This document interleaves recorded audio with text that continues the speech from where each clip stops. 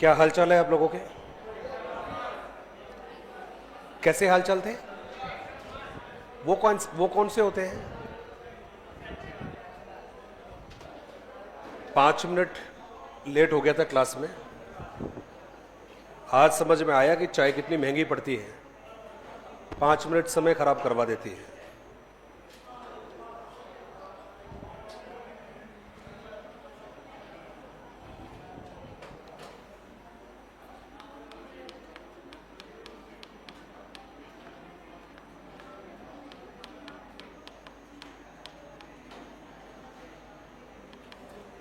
अभी क्लास में हम आगे बढ़ते हैं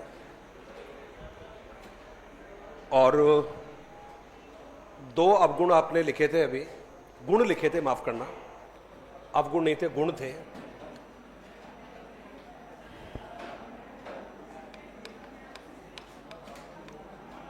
प्लीज अभी बातें नहीं करें, अभी समय जाया क्यों करना है?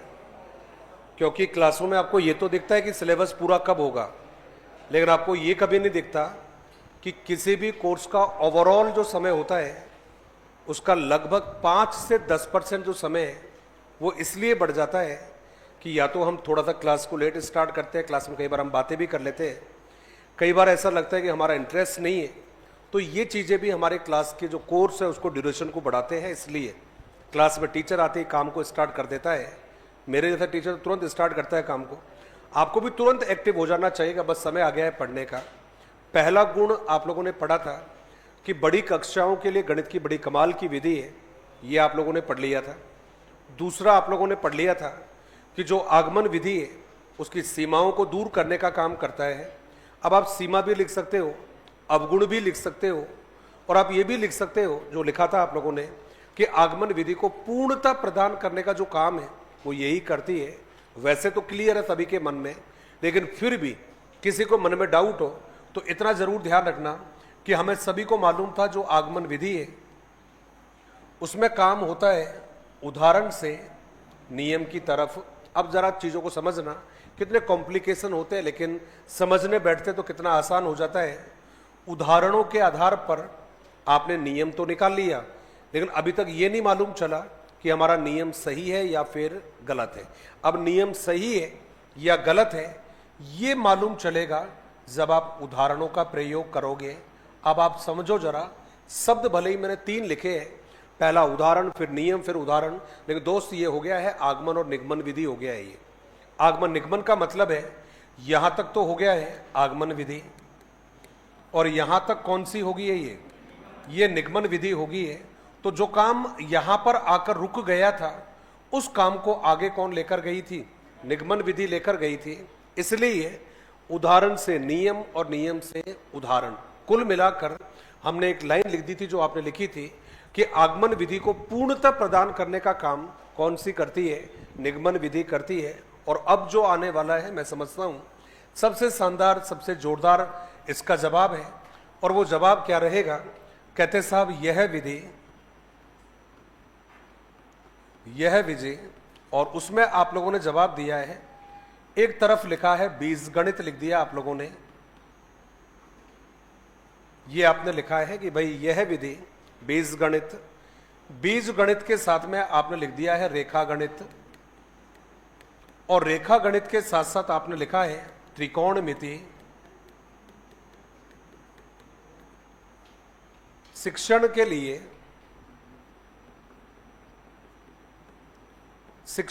लिए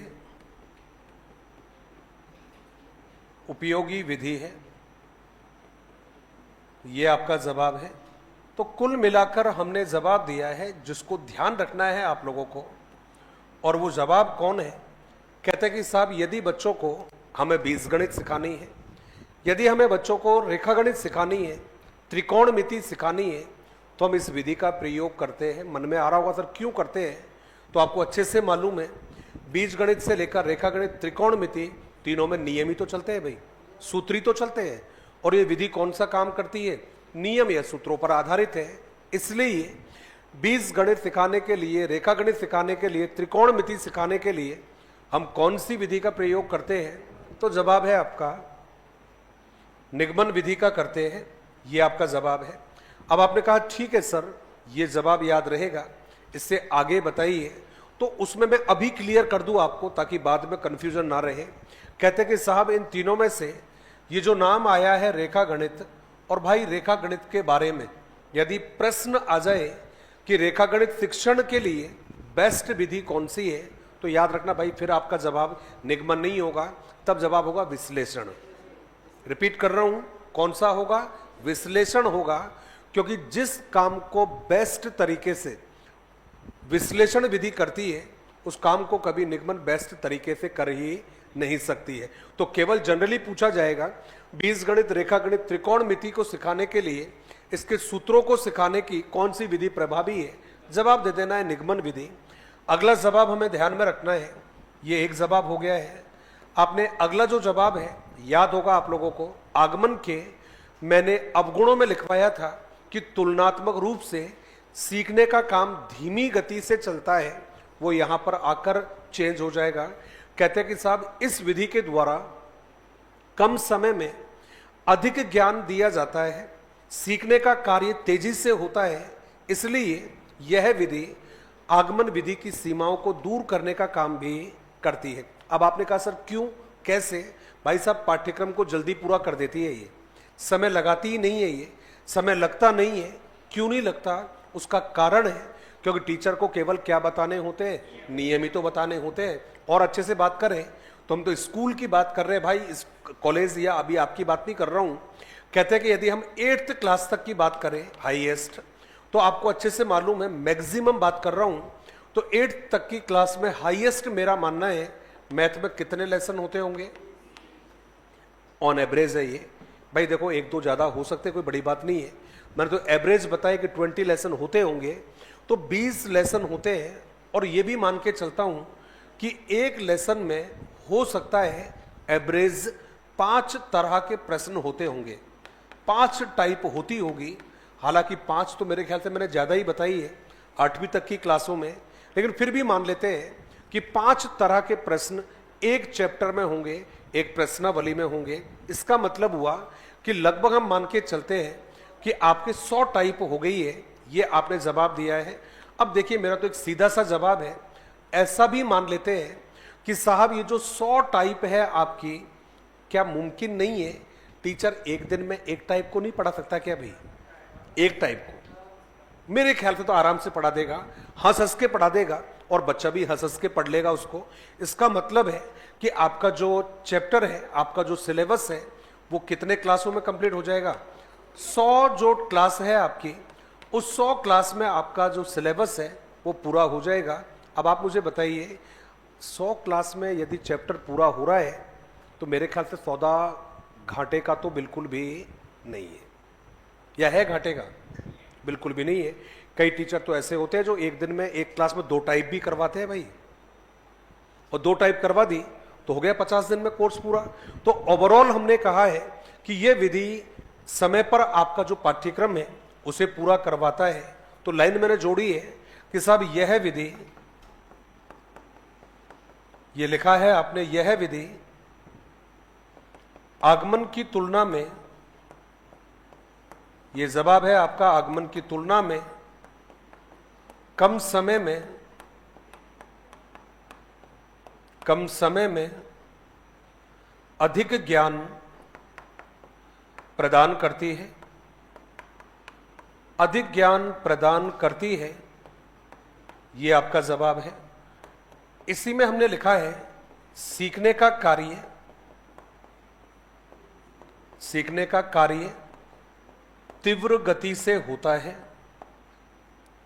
यह भी आपने जोड़ दिया है। तीव्र गति से सीखने का जो काम है यह होता है, और इसी में ऐड कर देना कि जो पाठ्यक्रम है वो समय पर पूरा होता है, इसलिए पाठ्यक्रम समय पर पूर्ण होता है। मैं तो कह रहा हूं कि समय से पहले भी पूर्ण हो जाता है भाई, इसलिए मैथ का टीचर सबसे ज्यादा रिलैक्स रहता है, उसका सिलेबस सबसे पहले पूरा होता है। सर्दियों की जब क्लास होती है ना भाई, नवंबर दिसंबर के बाद जब क्लास स्टार्ट होती है, मैथ का टीचर अक्सर आपको धूप में बैठा हुआ मिलेगा, समझ आना ये मैथ का गुरुजी है या मैथ का मैडम है। क्यों? क्लास में जाएगा, बच्चों के बोर्ड पर प्रश्न लिखेगा और क्या कहेगा, जिसका हो जाए वो क्लास से बाहर आके चेक करवा देना। बच्चे भी बड़े इंटेलिजेंट होते हैं, किसी से प्रश्न सॉल्व होता नहीं है, इसलिए कोई भी क्लास के बाहर भी नहीं आता है। वो विधि जो है आपकी कौन सी है? निगमन विधि है। एक बात जरूर ध्यान रखना, वैसे तो मुझे पूरा विश्वास है कि होशियार भी हो और आप लोग इंटेलिजेंट भी हो, लेकिन फिर भी सावधानी बरत लेनी चाहिए। लिखा है मैंने, सीखने का कार्य तीव्र गति से होता है। भाई, सीखने का काम जो है तेजी से होता है, लेकिन नॉलेज स्थायी नहीं होता है। रिपीट कर रहा हूं दोबारा से, बच्चा सीखता तो तेजी से है, लेकिन बच्चे का ज्ञान स्थायी नहीं होता। क्यों नहीं स्थायी होता? अब गुण में बात करेंगे। क्योंकि बच्चा इसमें रटता है, इसलिए बच्चा इसमें केवल अनुकरण कर रहा है, कॉपी कर रहा है, बच्चा खुद से काम नहीं करता है। इसलिए जल्दी सीखता तो है, लेकिन सीखा हुआ ज्ञान उसके दिमाग में ज्यादा समय तक रुकता नहीं है। तो आपने 3 बातें लिखी है। पहला है, आगमन की तुलना में कम समय में अधिक ज्ञान बच्चे को मिलता है, ये आपने लिख दिया है। सीखने का कार्य तेजी से होता है और जो पाठ्यक्रम है ये समय पर पूरा हो जाता है, ये आपने लिखा है। अगला जवाब है जो हमने ध्यान से रखना है, और अगला जवाब क्या रहेगा देख लेते हैं। एक बात बताऊं क्या यार, एक एक शब्द समझाना पड़ता है। आपके लिए तो ये चीजें लगती होगी, आसान लगती होगी, हैं आता ही है ऐसे, लेकिन सच बताऊं मैं, ये एक एक शब्द एग्जाम में दुखी करता है ये। चूंकि मैं तो हर साल पढ़ाता हूं, मैं तो मुझे तो पता है कि गलतियां कहां से होती है। आपको लगता है टाइम का, जल्दी चल, आगे आगे चल, आगे भग तक चल, लेकिन मुझे पता है कि परीक्षा में छोटी छोटी चीजें बहुत दुखी कर देती है। कहां दुखी करती है मुझे मालूम है, तो उन चीजों को जानबूझकर एक्सप्लेन करता हूं बार बार, ताकि चीजें कहां जाकर सेट हो जाए, दिमाग में सेट हो जाए। आपको लगता है बहुत देखे हैं तेरे जैसे, नहीं देखा होगा कोई हमारे जैसा। अरे वाह,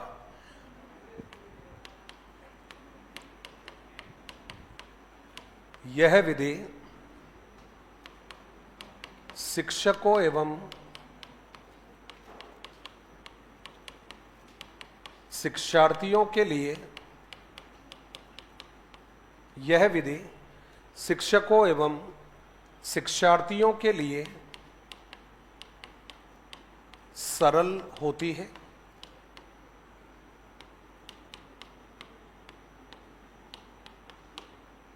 अब ये सरल तो है, लेकिन क्यों सरल है ये हमें देखना पड़ेगा। यह विधि शिक्षकों एवं शिक्षार्थियों के लिए सरल होती है। क्यों? टीचर को नियम बताना आसान है और बालक को नियम का पालन करना भी आसान होता है। इसलिए हमने कहा कि टीचरों के लिए और शिक्षार्थियों के लिए सरल विधि है। इसमें एक लाइन मैंने ऐड की है जो इंपॉर्टेंट भी है, इसलिए मैं इसको अंडरलाइन करके लिख रहा हूं, क्योंकि विधि पर आधारित पुस्तकें, हाँ जी, आवाज कम ज्यादा हो रही है, कम कर लूं? मेरी आवाज या इसकी आवाज? इसकी आवाज, अच्छा फिर ठीक। मतलब मेरी आवाज को दबाने का काम कर रहे हो मैडम आप लोग। अभी अभी तो मैंने बोलना स्टार्ट किया है। डीजे वाले बाबू भाई, जरा आवाज को कम कर दो एक बार।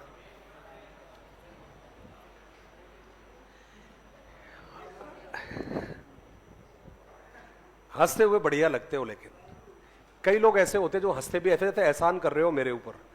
बोला तू भी क्या याद करेगा बेटा, ले आज हम हंस के दिखा देते हैं। क्या हाल चाल है आप लोगों के? बढ़िया है ना? शानदार नहीं है?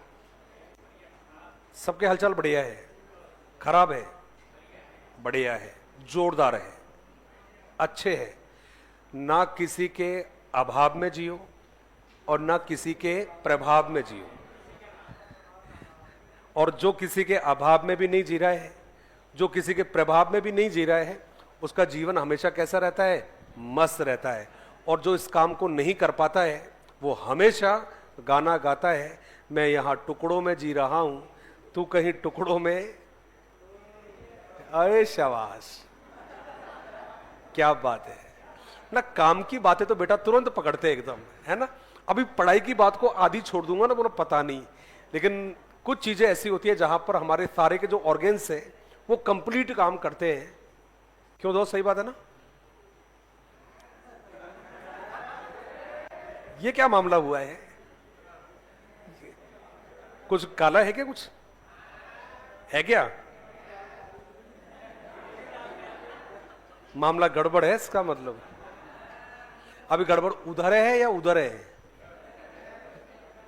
है मतलब कुछ ना कुछ। क्या पूरी दाल ही, क्या बात कर रहे हो यार। तो ये दाल कब से चढ़ाई गई थी भाई, ये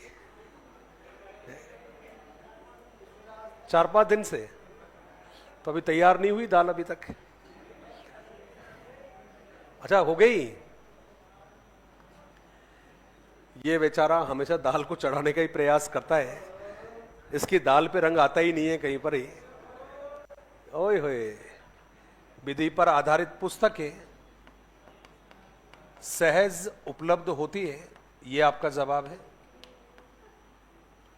विधि पर आधारित पुस्तकें सहज उपलब्ध होती है, ये आपका जवाब है। लाइन इंपॉर्टेंट है, तो आप चाहो तो इंपॉर्टेंट इस पे मेंशन कर देना कि यही वो विधि है जिस पर आधारित पुस्तकें बड़ी आसानी से मिल जाती है। ये हमने जवाब दिया है आपको, और इसको याद भी रखना है, इंपॉर्टेंट लाइन बन जाती है। एक लाइन है, एक गुण है इसका, जिसे मैं अभी लिखूंगा, कोशिश करना इसका मीनिंग आप मुझे बताना। तो मैंने लिखा कि भाई यह विधि बालकों में अनुशासन, यह विधि बालकों में अनुशासन की क्षमता का विकास करती है। अब ये जो अनुशासन वाला जो मामला है, क्या मुझे बताओगे भाई कैसे, ये विधि भला बच्चों में कैसे। हाँ जी, क्योंकि ये जो विधि है ये अनुशासन का जो गुण है उसका इसलिए विकास करती है क्योंकि इस विधि में क्या करना जरूरी है, नियमों का या सूत्रों का सही पालन करना जरूरी है। और जिस विधि में नियमों का पालन करना जरूरी है वो 100% बालकों में कौन से गुणों का विकास करेगी, नियमों का या अनुशासन का विकास करेगी। अब मैंने इसीलिए लिख दिया इसी लाइन में आगे, और उसमें क्या लिखा है, यह विधि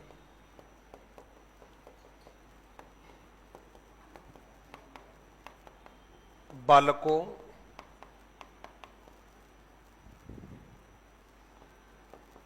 को नियमों का ज्ञान कराने,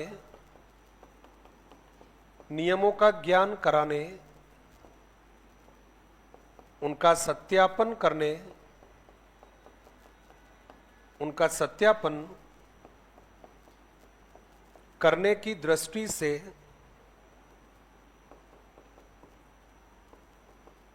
से उपयोगी है।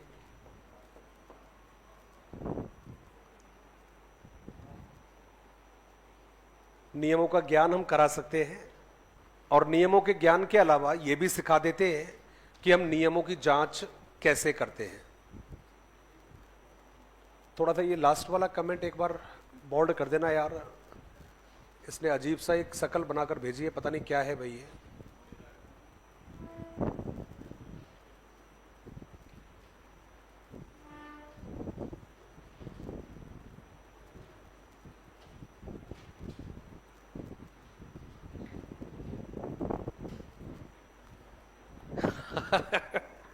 ये क्या हो गया इसको, ये तो कोई सच्चा चाहने वाला है। इसका नाम क्या है जरा बताना यार एक बार, क्या नाम है, उमा शंकर। वाह मेरे उमा शंकर, तूने दिल खुश कर दिया आज तो। अगर आपको 1 लाख चाहने वाले हैं, भाई दिखा दे एक बार, बोल दूं यार इसको, तो जोरदार बात लिखी है, समझ में नहीं आता कि खुशी में लिखा है या मुझे चिढ़ाने के लिए लिखा है। अगर आपको 1 लाख चाहने वाले हैं तो उसमें से एक मैं भी हूं। अगर आपको एक जना चाहने वाला है तो वो मैं हूं, और अगर आपको एक भी नहीं चाहने वाला है तो समझ लेना वो मैं भी। अरे यार नहीं नहीं नहीं, अरे नहीं, ऐसा कैसे हो जाएगा यार? अरे नहीं यार, मुझे तो नहीं नहीं, ऐसा थोड़ी होता है यार। आप सलामत रहो भाई। मुझे लगा कि उसमें ये लिखा है कि यदि आपको एक भी चाहने वाला नहीं है तो समझ जाना कि वो मैं भी नहीं हूं। तो ऐसा नहीं यार, आप सब सलामत रहो भाई। आप सबको मेरी उम्र लग जाए, मेरी खुशियां आपको लग जाए, सबके लिए ये फैक्ट है। ये बात, ये जो अपने में जीता है कभी उसको ईश्वर खुश नहीं रखता, और जो दूसरों में जीता है उस पर ईश्वर की कृपा हमेशा बनी रहती है। तो भाई आप सलामत रहो, अच्छे से पढ़ाई करो, नौकरियां लगो। और सबसे ज्यादा जरूरी बात जो है वो मैं कहता हूं आप लोगों से, मैंने सिर्फ 1 साल की नौकरी लगने के बाद में, 1 साल की नौकरी करने के बाद में, वो भी टीचरों की नौकरी करने के बाद में 23,000 मुझे अच्छे से याद है, बाद में 75 अच्छे से याद है, बीच में पता नहीं 400 है 600 मुझे याद नहीं है। पहली तनख्वाह जो आती है 3rd ग्रेड की 23,000, लास्ट में 75 कुछ आता है 751। तो देखो भाई, पहली तनख्वाह 23,751 रुपए पाने वाला जब नौकरी लगता है, आप यकीन मानना, मेरे लिए तो मोटिवेशन का विषय है ये। और इसीलिए मैं हमेशा आप लोगों को बोलता रहता हूं, एक बार नौकरी लग जाओ यार, वीआईपी जिंदगी जीने से दुनिया की कोई ताकत नहीं रोक सकता। ये फैक्ट है, ये बात ये। पहला जवाब, गवर्नमेंट आपको फ्री में, भगवान ना करे आपके दुश्मन भी बीमार पड़े कभी, लेकिन फिर भी यदि कोई तकलीफ होती है, आंख भी दर्द होती है आपकी, तो भाई डॉक्टर और हॉस्पिटल का 1 नंबर हॉस्पिटल में आपको गवर्नमेंट फ्री ट्रीटमेंट देती है। इसके अलावा आपको घूमने का पैकेज आपको गवर्नमेंट देती है। घूमने फिरने के शौकीन हो, 2 साल में 3 साल में जहां परिवार के साथ बैठकर हवाई जहाज में बैठकर घूमने जाओगे, वहां जाने की व्यवस्था करती है। अलग अलग सिटीज में आपको जाने का मौका देती है। और सबसे ज्यादा जरूरी है मेरे भाई, जीवन में जो वनवास चल रहा होता है वो जीवन भी समाप्त हो जाता है। वनवास का मतलब समझ गए होंगे आप लोग। यही कारण है लोग उस वनवास के प्रभावों से बचने के लिए शादी होते ही सबसे पहला काम करते हैं, अपने सिम कार्ड को बदलते हैं भाई, ताकि भूतकाल कहीं वर्तमान में ना आ जाए, या जो भूतकाल है कहीं भविष्य में एंट्री ना कर दे। तो कौन से वाला मेरा जो है 2000 से, मेरा 2000 भी नहीं, मेरे ख्याल उससे पहले से, सर 98 99 से मेरा नंबर वही चल रहा है। क्योंकि मेरे को कभी झूठ बोलने की जरूरत नहीं पड़ी, मेरे को बोलता भी नहीं, क्यों झूठ बोलूं, किस बात के लिए झूठ बोलूं, कोई जरूरत नहीं पड़ती। पहली बात तो कोई काम ही नहीं करता ऐसे गलत वाला, वाजिब सी बात है, कहीं किया ही नहीं, कभी गलत काम किया ही नहीं। थोड़ा बहुत कर लेते 10-5%, उसको सच बोल देते, कोई दिक्कत नहीं है। आज आपके साथ चाय पीऊंगा, बोल दूंगा मेरा एक स्टूडेंट है उसके साथ चाय पी है, कहाँ बुराई है, कहाँ झूठ बोला मैंने, बात ठीक है ना।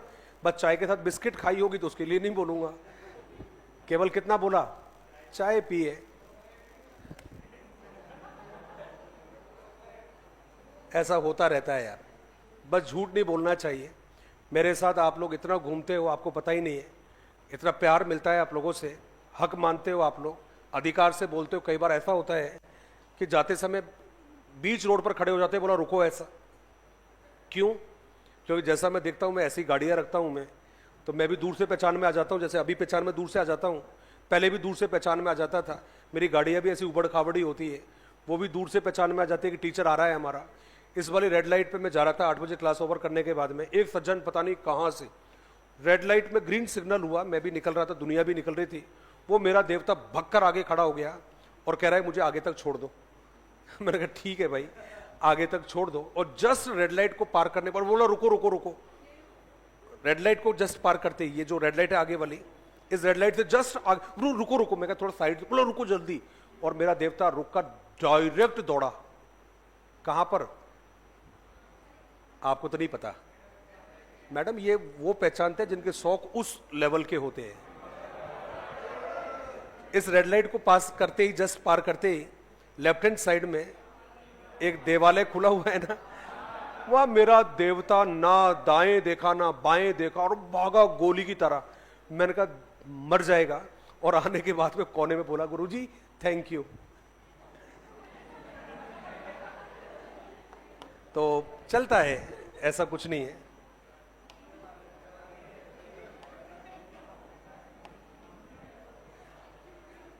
मैडम आप लोग तेजी से हंसे हो, आपका क्या कारण था? हाँ जी, समझ में नहीं आया।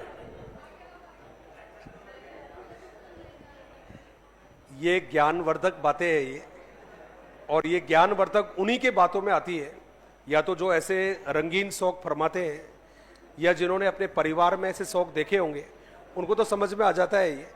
बाकी सबके लिए तो आपको पता है ना, ये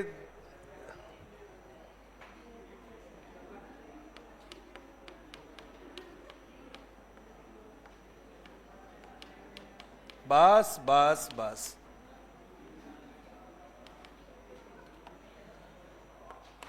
आइए अभी और आगे बढ़ते हैं। अभी आपने इसके गुण के बारे में बात कर ली है, अब गुण के बारे में बात कर लेते हैं। जितने आपने लिखे वो तो आपकी कॉपी में है, आपके सामने रखे हुए हैं। बस एक बात कहूंगा, पहली बात तो यह है कि बड़ी कक्षाओं के लिए उपयोगी विधि थी, गुण में बात कर रहा हूं। दूसरा जवाब है बीजगणित कहा आपने, रेखा गणित कहा, त्रिकोणमिति कहा, अच्छी विधि है, आगमन की कमियों को दूर करती है। बस ये इसके गुण हैं जो परीक्षा में आने के लायक है। 3 से 4 अवगुण ऐसे हैं जो बार बार परीक्षा में पूछने की संभावना रहती है। उसमें पहला ही अवगुण है, और वो लिखा आप लोगों ने कि साहब यह है शिक्षक केंद्रित विधि है। यह आपका पहला जवाब है कि यह है शिक्षक केंद्रित। और आपको अच्छे से मालूम है कि जो विधि शिक्षक केंद्रित होगी वो अमनोवैज्ञानिक होगी। तो आपने लिखा कि यह है शिक्षक केंद्रित, और इसके साथ में हमने ये भी लिख दिया है कि अमनोवैज्ञानिक विधि है। ये आपने जवाब लिख दिया है, तो आपका जवाब हो गया भाई क्लियरली। और ये जवाब है आपका, यह है शिक्षक केंद्रित, और उसी के साथ में लिखा आप लोगों ने अमनोवैज्ञानिक विधि है। अमनोवैज्ञानिक इसलिए है क्योंकि मनोविज्ञान के सिद्धांतों पर आधारित नहीं है, और मनोविज्ञान का एक ही सिद्धांत है कि विधि बालक के अनुरूप होनी चाहिए। इसमें ऐसा नहीं है, इसलिए अमनोवैज्ञानिक विधि है। दूसरा जवाब आपको ध्यान रखना है, और उसमें लिखा आपने यह है प्राथमिक कक्षाओं के लिए, यह प्राथमिक कक्षाओं के लिए उपयोगी विधि नहीं है। यह आपका जवाब है। आपने लिखा कि भाई यह प्राथमिक कक्षाओं के लिए उपयोगी विधि नहीं है, छोटी क्लासेस के लिए अच्छी विधि नहीं है, क्योंकि कौन से लेवल के बच्चों के लिए उपयोगी है, बड़ी कक्षाओं के लिए उपयोगी है। तो छोटी क्लासेस के लिए यह विधि काम में नहीं आती है, क्योंकि आपको भी मालूम है छोटे जो क्लास का बच्चा होगा उसको हम उदाहरणों के माध्यम से सिखाते हैं, ना कि उसको हम डायरेक्ट नियमों का स्मरण कराते हैं। अगला जवाब लिखेंगे और उसमें लिखेंगे विधि में बालक निष्क्रिय रहता है। विधि में बालक निष्क्रिय रहता है, इसलिए अर्जित ज्ञान, अब देखिए वही वाली बात आ गई थी जो मैंने कहा था कि जल्दी सीखता है लेकिन सीखा हुआ ज्ञान स्थायी नहीं रहता है। तो आपने जवाब दिया विधि में बालक निष्क्रिय रहता है, इसलिए अर्जित ज्ञान स्थायी नहीं होता है। अब एक पॉइंट मैं लिख रहा हूं और मैं चाहूंगा कि इस वाले पॉइंट को थोड़ा आप एक्सप्लेन करना। स्टैंडर्ड पॉइंट है, लैंग्वेज भी स्टैंडर्ड है, तो आप मुझे बताइएगा कैसे। तो मैंने लिखा भाई यह विधि बालकों में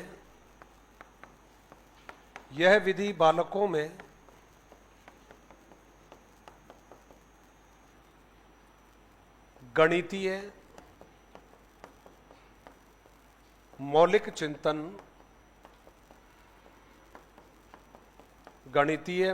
चिंतन की क्षमताओं का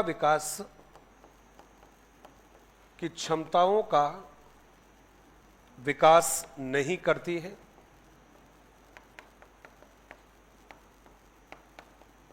यह आपका जवाब है। लाइन दोबारा बोल रहा हूं, यह विधि बालकों में गणितीय मौलिक चिंतन की क्षमताओं का विकास नहीं करती है। अब इससे क्या मतलब है आपका, जब शब्द लिखा है आपने गणितीय मौलिक चिंतन, ये जो लाइन है ये बड़ी इंपॉर्टेंट है, इसका क्या मतलब रहेगा?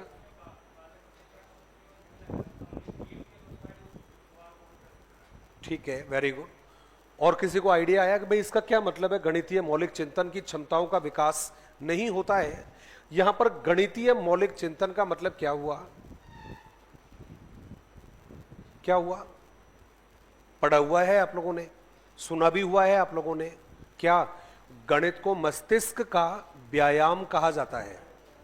रिपीट कर रहा हूं, गणित को क्या कहा जाता है? मस्तिष्क का व्यायाम कहा जाता है। लेकिन देखिएगा, इस विधि में बच्चे को मानसिक कार्य करने का मौका ही नहीं मिलता है। तो जब बच्चे को गणितीय कार्य या मानसिक कार्य करने का मौका नहीं मिलेगा, इसका मतलब है बच्चे को चिंतन करने का मौका नहीं दे रहा है, बच्चे को तर्क करने का मौका नहीं दे रहा है, विश्लेषण करने का मौका नहीं दे रही है।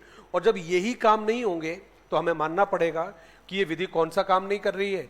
गणितीय मौलिक चिंतन का विकास नहीं करती है, क्योंकि गणितीय चिंतन का होना बालकों में जरूरी है, इंपॉर्टेंट है। और यही कारण है, इस पॉइंट की वजह से एक पॉइंट बनता है आपका। और मैं समझता हूं भाई, शिक्षण विधियों में कुछ ही तो पॉइंट होते हैं जो एग्जाम में फ्रीक्वेंटली पूछे जाते हैं। इसका निष्कर्ष बनता है, और निष्कर्ष क्या है कि साहब यह विधि डायरेक्ट भी लिख सकते हैं कि यह विधि सृजनात्मक बालकों के लिए उपयोगी नहीं है, ऐसा भी लिख सकते हैं। और इसी लाइन को थोड़ा सा चेंज करके भी हम लिख सकते हैं। और चेंज क्या रहेगा? कहते हैं कि साहब विधि से बालकों में, यही लाइन है, बस लिखने का तरीका अलग है। विधि से बालकों में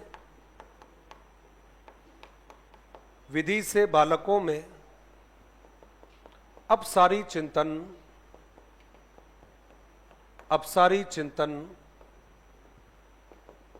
की क्षमताओं का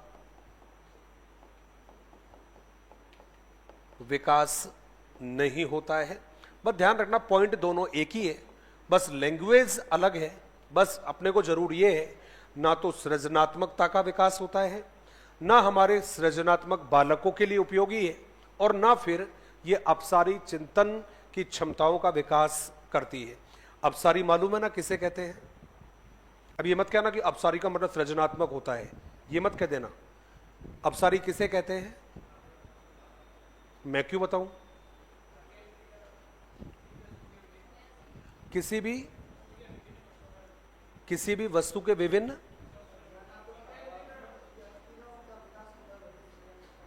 उसी को क्या कहते हैं?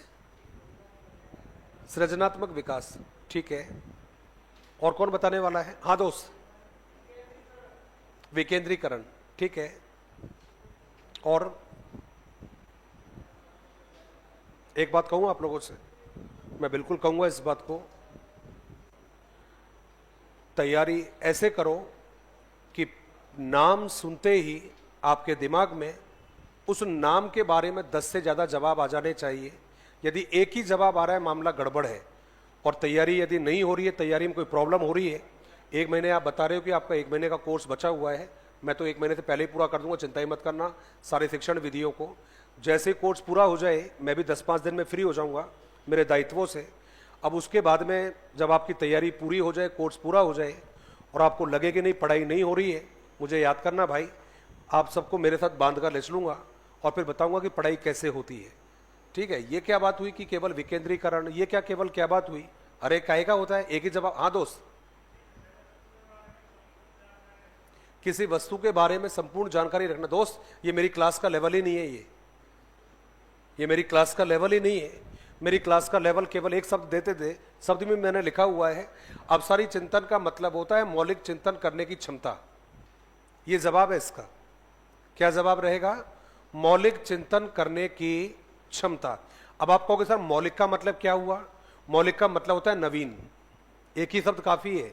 मौलिक का मतलब क्या होता है? नवीन। कोई पूछे आपसे अपसारी चिंतन, बोल देना नवीन चिंतन करने की क्षमता।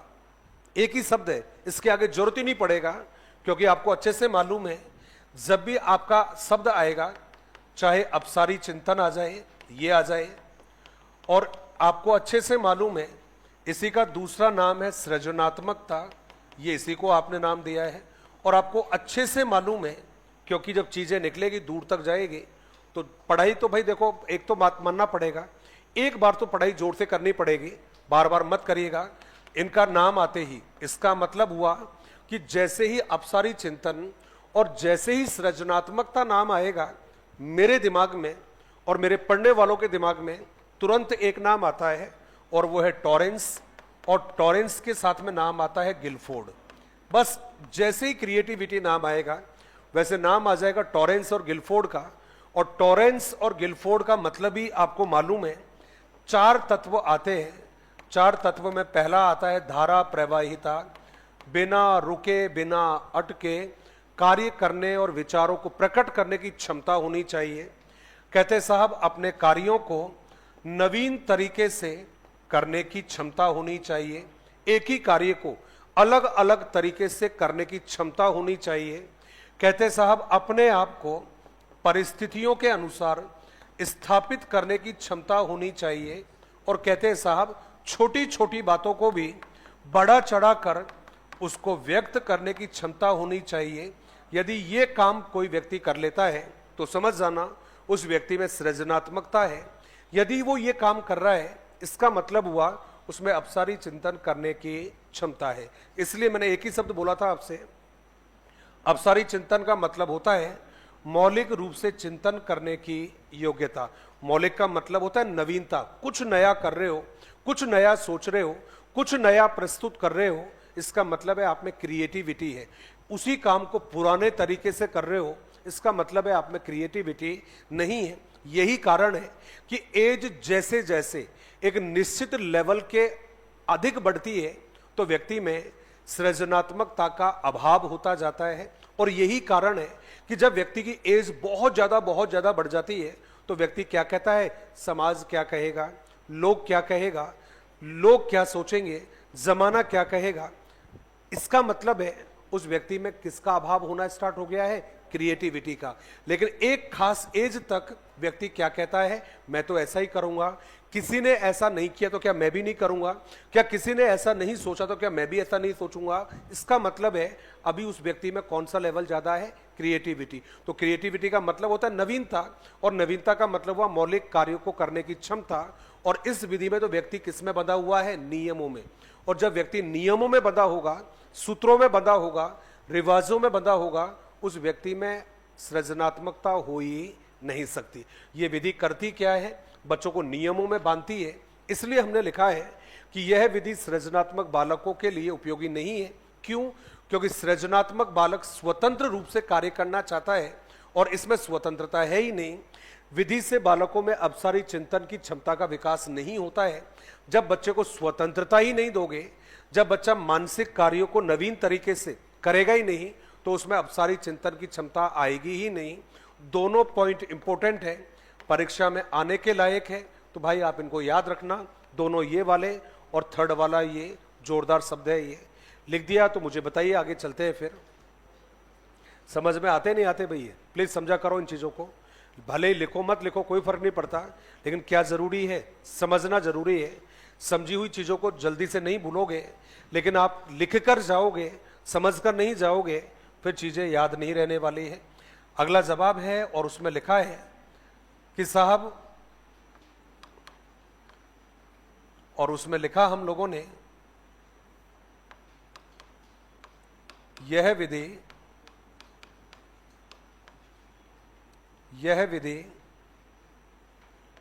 कक्षा में नीरसता का वातावरण, यह विधि कक्षा में नीरसता का वातावरण उत्पन्न करती है।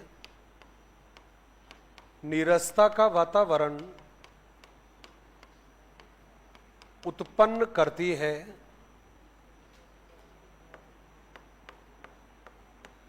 जिससे बालक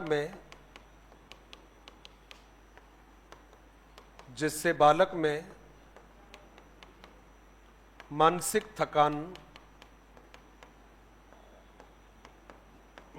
थकान उत्पन्न होती है।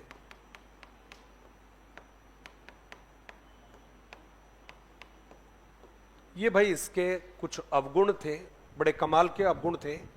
दो चार तो ऐसे तो फ्रिक्वेंटली पूछे जाते हैं, ये हमें ध्यान में रखना है। एक लास्ट अवगुण है इसका, और मुझे तो आश्चर्य है कि आपने मुझे मना नहीं किया, जबकि आप लोग लैंग्वेज के मेथड पढ़ चुके थे, सारी चीज़ें वही आ रही है। आप चाहते तो मुझे कह देते कि सर ये तो पढ़ लिया, आगे चलो आप, लेकिन आप नहीं रोके। इसलिए निगमन विधि केवल तब काम में आती है जब टीचर बच्चों को नियम सिखाना चाहता है, सिद्धांत सिखाना चाहता है, सूत्र सिखाना चाहता है। इसके अलावा इसका प्रयोग संभव नहीं है। इसलिए विधि का प्रयोग केवल सीमित प्रकरणों तक होता है। इस विधि के द्वारा आप नियमित शिक्षण का कार्य करा ही नहीं सकते। कोई बीजगणित का फॉर्मूला बता रहे हो, त्रिकोणमिति का फॉर्मूला सिखाना है आपको, तब तो आप इस विधि को काम में ले सकते हो। लेकिन आप अन्य जगह पर कहोगे तो हम इस विधि का प्रयोग नहीं कर सकते। तो हमने केवल लिखा है कि विधि का प्रयोग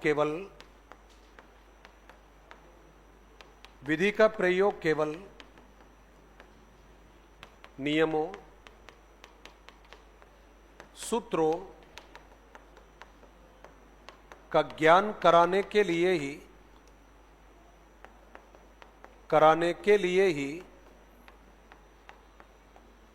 किया जाता है।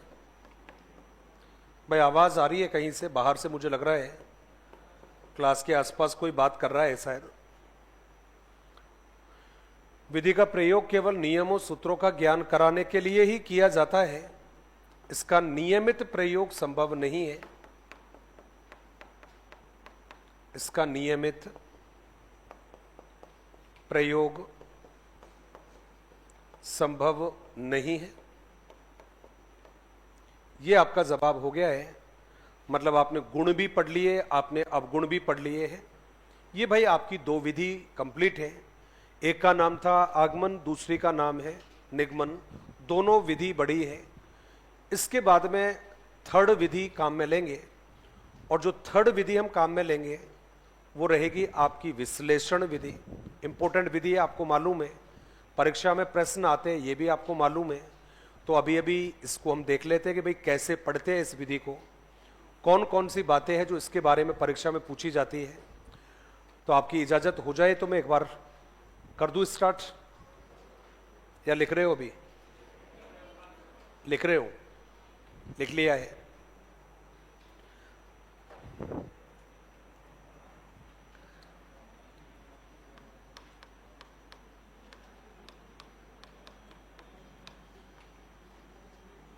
ये जवाब है आपका विश्लेषण विधि। और कहते हैं कि साहब इसके बारे में जो प्रश्न आते हैं वो किस तरह के पूछे जाते हैं। मुश्किल से 2 से 3 तरीके के प्रश्न आते हैं, उससे ज्यादा नहीं बनते हैं। अमूमन जो प्रश्न आता है वो तो यही पूछा जाता है कि इसके अर्थ को लेकर प्रश्न बन जाते हैं। अर्थ का मतलब है कि विश्लेषण विधि कहते किसे है, ये प्रश्न पूछा जाता है। इसके अलावा जो प्रश्न बनते हैं वो बनते हैं कि भाई ये जो विश्लेषण विधि है, इस विश्लेषण विधि के गुण वगैरह कौन से हैं। और दूसरा पूछा जाता है कि इस विधि के जो अवगुण हैं, ये अवगुण कौन से होते हैं। 3 मेजर प्रश्न बनते हैं, अर्थ, गुण और अवगुण। अर्थ वाला मैं इंपॉर्टेंट इसलिए नहीं मानता क्योंकि इस प्रश्न को कोई भी गलत करके नहीं आता है, अमूमन सब सही करके आते हैं, इसलिए सबसे आसान प्रश्न है ये। प्रश्न जो कुछ बनते हैं वो यहां से बड़े अच्छे बनते हैं और यहां से भी अच्छे बनते हैं। तो आपने कहा सर कैसे बनेंगे, जरा बताइए एक बार। तो सबसे पहले तो यही है कि कई दफा पूछते हैं कि भाई विश्लेषण का जो अर्थ है, ये अर्थ क्या कहता है। तो अर्थ तो केवल इतना ही कहते हैं, विश्लेषण का मतलब होता है विभाजन करना, विश्लेषण का मतलब होता है बांटना, और विश्लेषण का एग्जैक्टली जो मीनिंग होता है वो रहता है विच्छेदन करना। अब आपने जवाब दिया कि सर कैसे, जरा बताइए एक बार। तो कहते हैं कि जब टीचर कक्षा में कोई प्रश्न पढ़ा रहा है, कोई भी हो सकता है, तो जब टीचर कक्षा में किसी प्रश्न को पढ़ाता है और प्रश्न को पढ़ाते समय उस प्रश्न को आसान बनाने के लिए उसके टफ जो भाग होते हैं, जटिल जो भाग होते हैं, उन जटिल भागों को जब आसान भागों में वो बांटता है, तो समझ आइए वो कौन सी विधि का प्रयोग कर रहा है। तो जवाब है आपका विश्लेषण विधि का प्रयोग कर रहा है। तो आपने कहा सर ऐसे नहीं मानने वाले, आप कोई उदाहरण देकर बताइए ताकि हमारी समझ में आ जाए। तो भाई देखिएगा, इसका अर्थ जो हुआ वो तो होता है एग्जैक्टली विच्छेदन करना, ये इसका एग्जैक्टली मीनिंग है, विच्छेदन करना।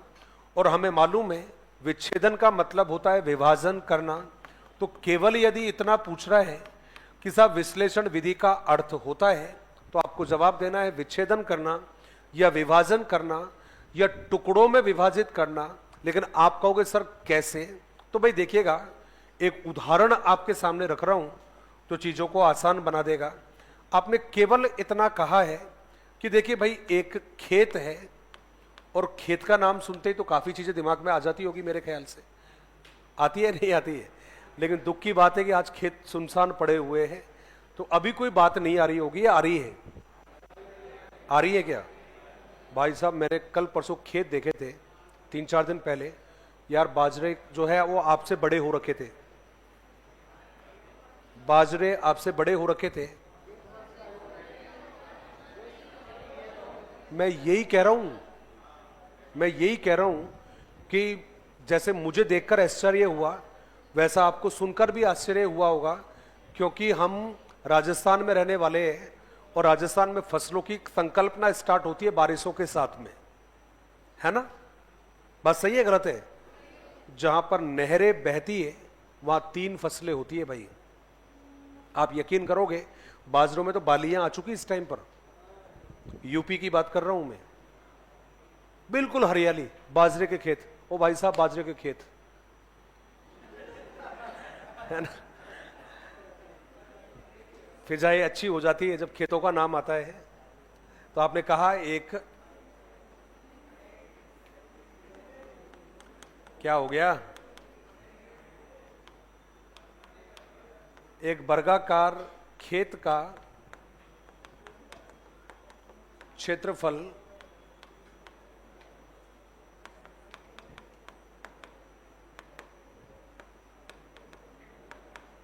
आप सुन लो जरा प्रश्न को, मैं बात थोड़ी कर रहा हूं यार, मजाक थोड़ी कर रहा था।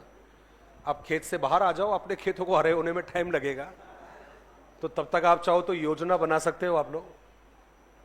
तारबंदी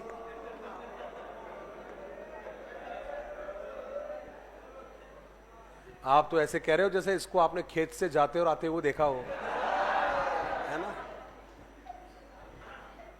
आपका ये वाला साथी नौकरी लग गया, पता है क्या आपको? इसकी नौकरी लगी हुई है इसकी, और अभी ज्वाइनिंग को जाएगा, ये बता रहा कि 8 तारीख को जा रहा है ये। तो काफ़ी सिंसियर है पढ़ाई में, काफ़ी टाइम से जानता है मेरे को ये, मैं भी काफ़ी टाइम से जानता हूँ इसको। और हम सबके लिए एक ही परिचय जरूरी है कि जल्दी से जल्दी नौकरी लगो, जल्दी से जल्दी कॉपी किताबों से दूरियां बनाओ। बात ठीक है गलत बात है? क्योंकि किताबों से दूरियां बनाओगे तो कई चीजों से नजदीकियां बढ़ेगी फिर।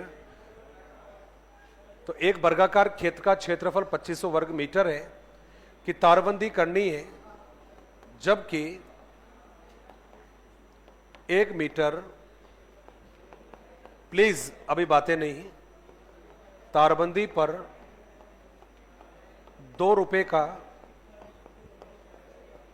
व्यय आता है। अरे देवताओं रुक जाइए, अभी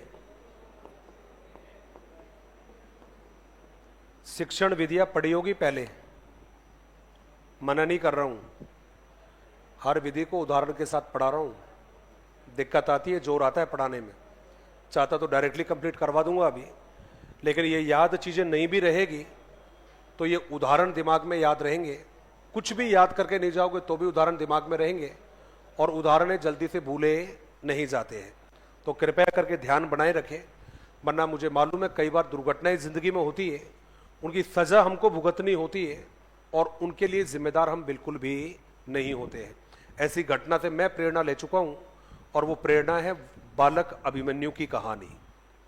गलती अभिमन्यु की मां की थी, गलती अर्जुन की थी कि जब आप किसी को कहानी सुना रहे हो तो आपको पता होना चाहिए कि कहानी सुनने वाला सो रहा है या जाग रहा है। इसका मतलब है बेटा आप भी सोते सोते कहानी सुना रहे थे, आप बाजिब है, गलत बात है।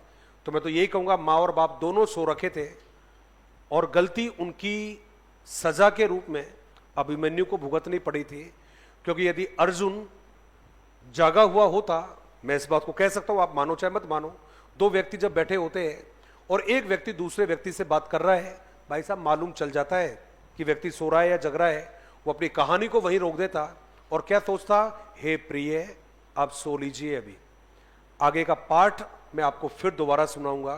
तो मुझे पूरा विश्वास है वो कहानी को वहीं रोकता। तो जो भी उसकी मां थी अभिमन्यु की, वो उसको 100% बोलती अर्जुन को कि प्रिय आपने वो कहानी आधी छोड़ी थी, उसको दोबारा पूरी कर दो, तो मैं वादा करता हूं शायद फिर अभिमन्यु की मृत्यु नहीं होती। तो गलती माँ बाप की थी, सजा बालक अभिमन्यु को मिली थी। इस बात से मुझे प्रेरणा ये मिली कि जब आप काम कर रहे हो किसी को, तो उस काम को करते समय यदि पूर्ण होशो हवास में नहीं हो तो आपको उस काम को करना नहीं चाहिए, क्योंकि आधे मन से जो किए काम होते हैं वो कभी भी हमें परिणामों की तरफ नहीं लेकर जाते, बल्कि नुकसान की तरफ लेकर जाते हैं। इसलिए ध्यान से सुनेंगे, समझोगे तो याद आ जाएगा। कहते 2 रुपए का व्यय आता है तो बताइए कुल खेत का खर्चा कितना होगा। अब आंसर तो मुझे बताया कि आप देखते ही निकाल दोगे, कोई बड़ी बात नहीं है, 1 सेकंड में इसका आंसर आ जाएगा। 1 सेकंड में आंसर आपका निकल कर आता है। क्यों निकल कर आ जाएगा? 2500 का होल स्क्वायर लोगे तो 50 आ जाएगा। 50 को चूंकि जो भुजाएं है आपकी वो आपको मालूम है, भुजाएं यदि ज्ञात करोगे तो 4 से मल्टीप्लाई करोगे और 4 को फिर टोटल 2 से करोगे, 2 रुपए, तो आपका आंसर 400। वो उद्देश्य नहीं है मेरा कि इसका आंसर 400 आना चाहिए। उद्देश्य ये है कि भाई इस प्रश्न को हम कौन सी विधि से निकालेंगे, तो जवाब रहेगा विश्लेषण विधि से। ये प्रश्न परीक्षा में आया हुआ है, वही प्रश्न मैंने आपके सामने रखा है। ऐसा करके एक प्रश्न दे दिया और हमसे पूछा कि बताइए इस प्रश्न को सॉल्व करने के लिए हम कौन सी विधि का प्रयोग करेंगे, तो जवाब रहेगा विश्लेषण। कैसे प्रयोग करेंगे? कहते साहब ये प्रश्न यदि सॉल्व करना है तो सबसे पहले जरूरी है कि भाई हम लोगों को जरूरी है कि भाई भुजा हमें ज्ञात होनी जरूरी है। हमें मालूम है भुजा के साथ साथ हमें परिमाप को भी ज्ञात करना पड़ेगा। हमें मालूम है भुजा या परिमाप ज्ञात करने के लिए आपको क्षेत्रफल का जो फॉर्मूला है, वो क्षेत्रफल का फॉर्मूला आपको ज्ञात होना जरूरी है, याद होना जरूरी है। अब मैं यहीं रुकूंगा, इससे आगे नहीं जाऊंगा। इस प्रश्न को आपने विभाजित किया है भुजाओं में, क्योंकि भुजा ज्ञात करनी है। इस प्रश्न को हमने विभाजित किया क्योंकि हमने परिमाप ज्ञात करना है। हमें इस प्रश्न को, इस वाले क्षेत्रफल को हमने यूज में किया है, चूंकि हमें फॉर्मूला यूज करना है। फिर आपको परिमाप ज्ञात होगा, फिर आप भुजाओं से मल्टीप्लाई करोगे, उसके बाद में आप टोटल जो आपका वैल्यू दे रखी है, कॉस्ट दे रखी है, इससे मल्टीप्लाई करोगे। इसका मतलब है इस प्रश्न को सॉल्व करने के लिए आपने इस प्रश्न को छोटे छोटे भागों में विभाजित करना है, तब जाकर इस प्रश्न का जवाब दोगे। इसका मतलब है इस प्रश्न का और ऐसे प्रश्नों का समाधान कौन सी विधि के द्वारा किया जाएगा, तो जवाब है विश्लेषण विधि के द्वारा। तो पहला जवाब है विश्लेषण का शब्द होता है विच्छेदन करना, शब्द होता है विभाजन करना। एक लाइन में जवाब दे देना कि जब टीचर शिक्षण कराते समय विषय वस्तु के जटिल भागों को सरल और छोटे भागों में विभाजित करता है, उस विधि को कहा जाता है विश्लेषण विधि।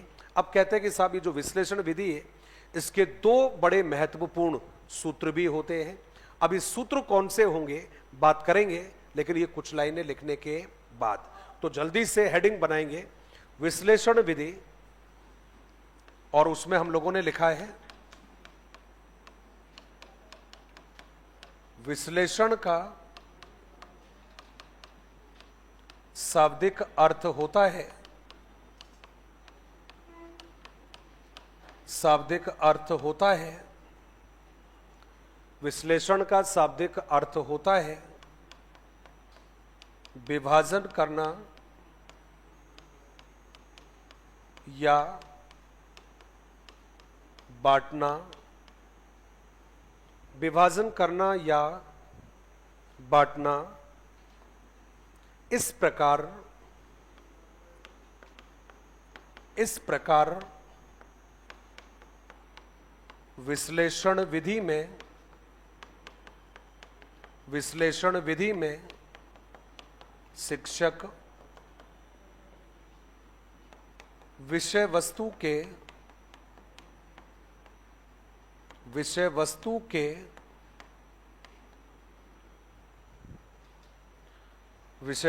के जटिल भागों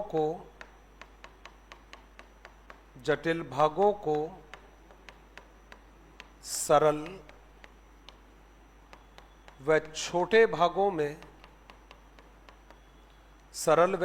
भागों में विभाजित करके प्रस्तुत करता है,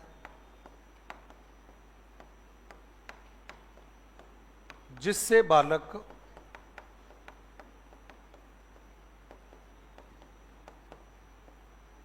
विषय सामग्री को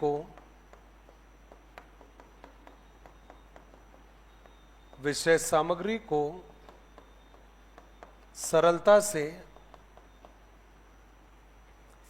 से ग्रहण कर सके।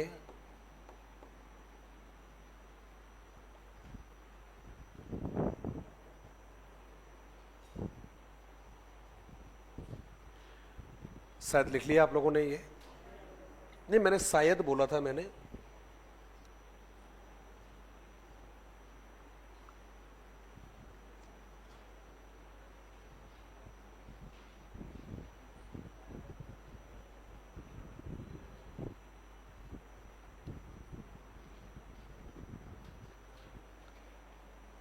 लिखा हो तो मुझे बताइए, फिर आगे चलेंगे।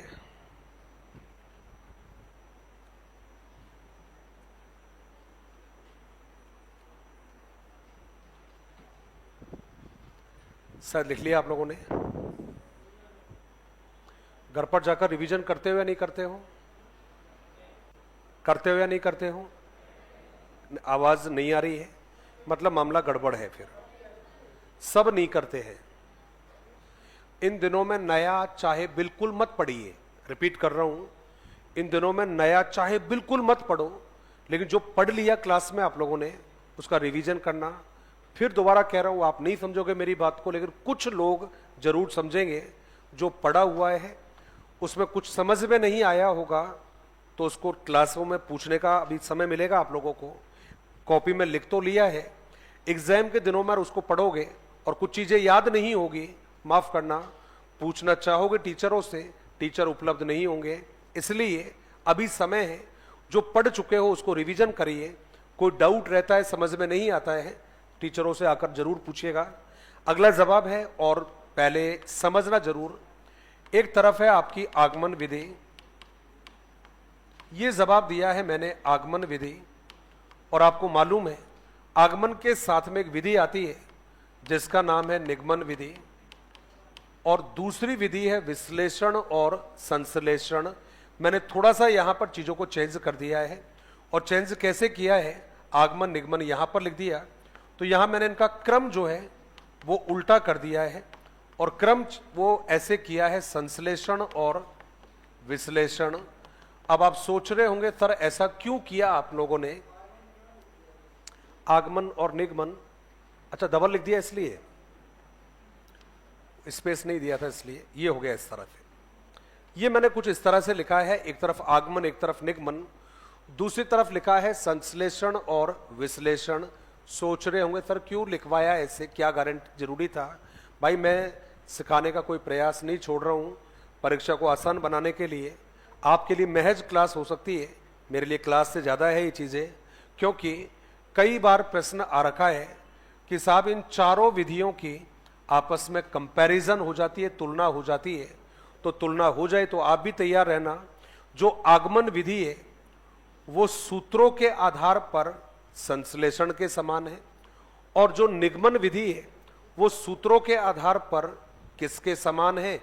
जवाब ध्यान रखिएगा, विश्लेषण के आधार पर। दोबारा रिपीट कर रहा हूं, ध्यान से सुन लेना। जब सूत्रों के आधार पर बात करोगे तो आगमन किसके समान है? संश्लेषण के समान है। और निगमन किसके समान है? तो जवाब है विश्लेषण के समान। लेकिन यदि आपने सूत्रों के आधार पर बात नहीं करके सूत्रों के आधार पर बात करोगे तब तो यह चीज क्लियर है, लेकिन सूत्रों के आधार पर बात नहीं की, और यदि आप लोगों ने बात कर लिया है, चाहे मनोविज्ञान के आधार पर बात कर लेना, और मनोविज्ञान के आधार पर बात नहीं करना चाहो तो बालक की स्थिति के आधार पर बात कर लेना, तब जवाब उल्टा हो जाएगा। और उल्टा जवाब कैसे हो जाएगा? फिर जो निगमन जो विधि है आपकी वो किसके समान हो जाएगी? संश्लेषण के समान। और आगमन किसके समान हो जाएगी? विश्लेषण। भाई साहब मैं 1 मिनट दोबारा ले रहा हूं चीजों को रिपीट करने के लिए, ताकि दिमाग में सेट कर जाए। सूत्रों के आधार पर बात करोगे तो आगमन होगी संश्लेषण के समान और निगमन होगी विश्लेषण के समान, जब बात सूत्रों के आधार पर होगी। और सूत्रों के आधार पर बात नहीं की और बात की आपने मनोवैज्ञानिक सिद्धांतों के आधार पर या बालक की स्थिति के आधार पर, तब जवाब आएगा जो आगमन विधि है वो हो जाएगी विश्लेषण के समान, और जो निगमन है ये हो जाएगी संश्लेषण के समान। मतलब हम इन विधि को कुछ ऐसे भी रख सकते हैं ताकि चीजें आप लोगों के ध्यान में हमेशा बनी रहे। और कैसे बताओगे? हमने इनको इस तरह से विभाजित कर दिया है ताकि आपके दिमाग में रहे। मनोविज्ञान के आधार पर संश्लेषण जो विधि है वो निगमन के समान है और आगमन विश्लेषण के समान है। सूत्रों के आधार पर आगमन जो विधि है वो संश्लेषण के समान है, और जो निगमन विधि है वो समान रहेगी विश्लेषण के समान। इंपॉर्टेंट है ये, यहां से अक्सर जो है वो प्रश्न आते हैं, इसीलिए मैं यहां पर एक लाइन आपको ऐड करवाने वाला हूं। और वो लाइन क्या रहेगी कि जो विश्लेषण विधि है ये काम करती है अज्ञात से ज्ञात की तरफ। क्यों भाई? क्यों कहा मैंने अज्ञात से ज्ञात कर रही है? क्योंकि सूत्र किसके आधार पर है? निगमन के समान। ये क्लियर है आपको? तो मैंने जवाब दिया कि ये जो विधि है इसका सूत्र होता है पहला अज्ञात से, जवाब रहेगा ज्ञात की तरफ रहेगा। और दूसरा जो जवाब है उसमें लिखेंगे प्रमाण से प्रत्यक्ष की तरफ। तो हमने लिखा है, इसी लाइन को आगे बढ़ाइएगा और उसमें लिखेंगे विश्लेषण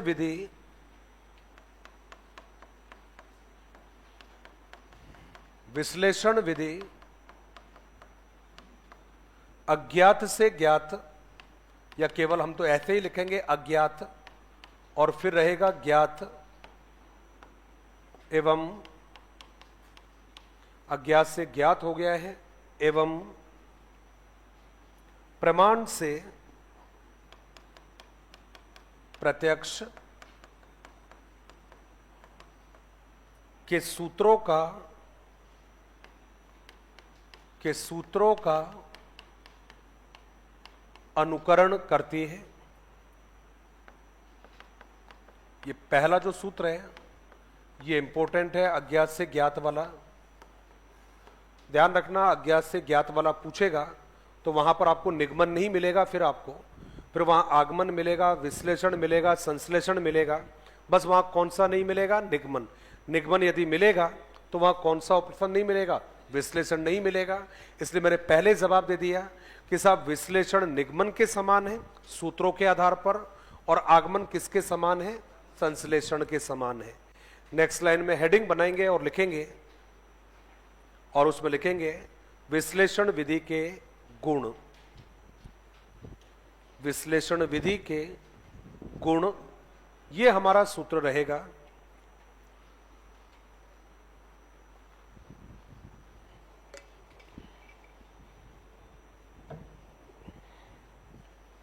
विश्लेषण विधि के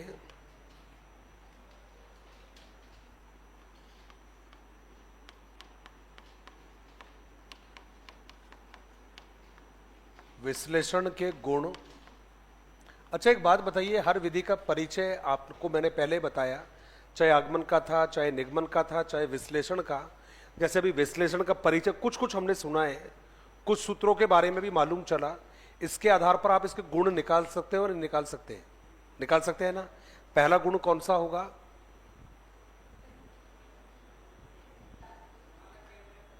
बालक केंद्रित है, मनोवैज्ञानिक विधि हो गया है, वेरी गुड। चिंतन का विकास होगा, वेरी गुड।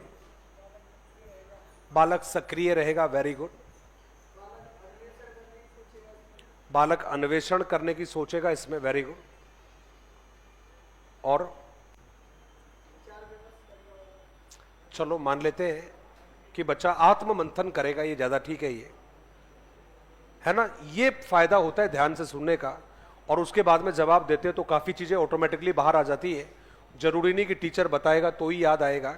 इसलिए पहला जो जवाब है उसमें हमने डायरेक्टली लिख दिया है, आपने कहा, इसलिए यह है बालक केंद्रित। और दूसरा जवाब है यह है बालक केंद्रित, और इसके साथ में हमने लिखा है मनोवैज्ञानिक विधि है।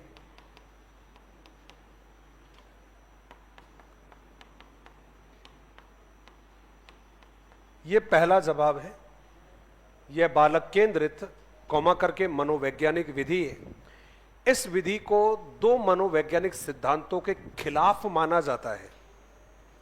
रिपीट कर रहा हूं, दो ऐसे मनोवैज्ञानिक सिद्धांत हैं जो इस विधि को खारिज करते हैं। क्या बता सकते हो वो दो सिद्धांत कौन कौन से होते हैं? रिपीट कर रहा हूं बहुत आसान शब्दों में, मनोविज्ञान के दो ऐसे सिद्धांत हैं जो इस विधि को खारिज करते हैं। क्या आप बता सकते हो वो सिद्धांत कौन से हैं?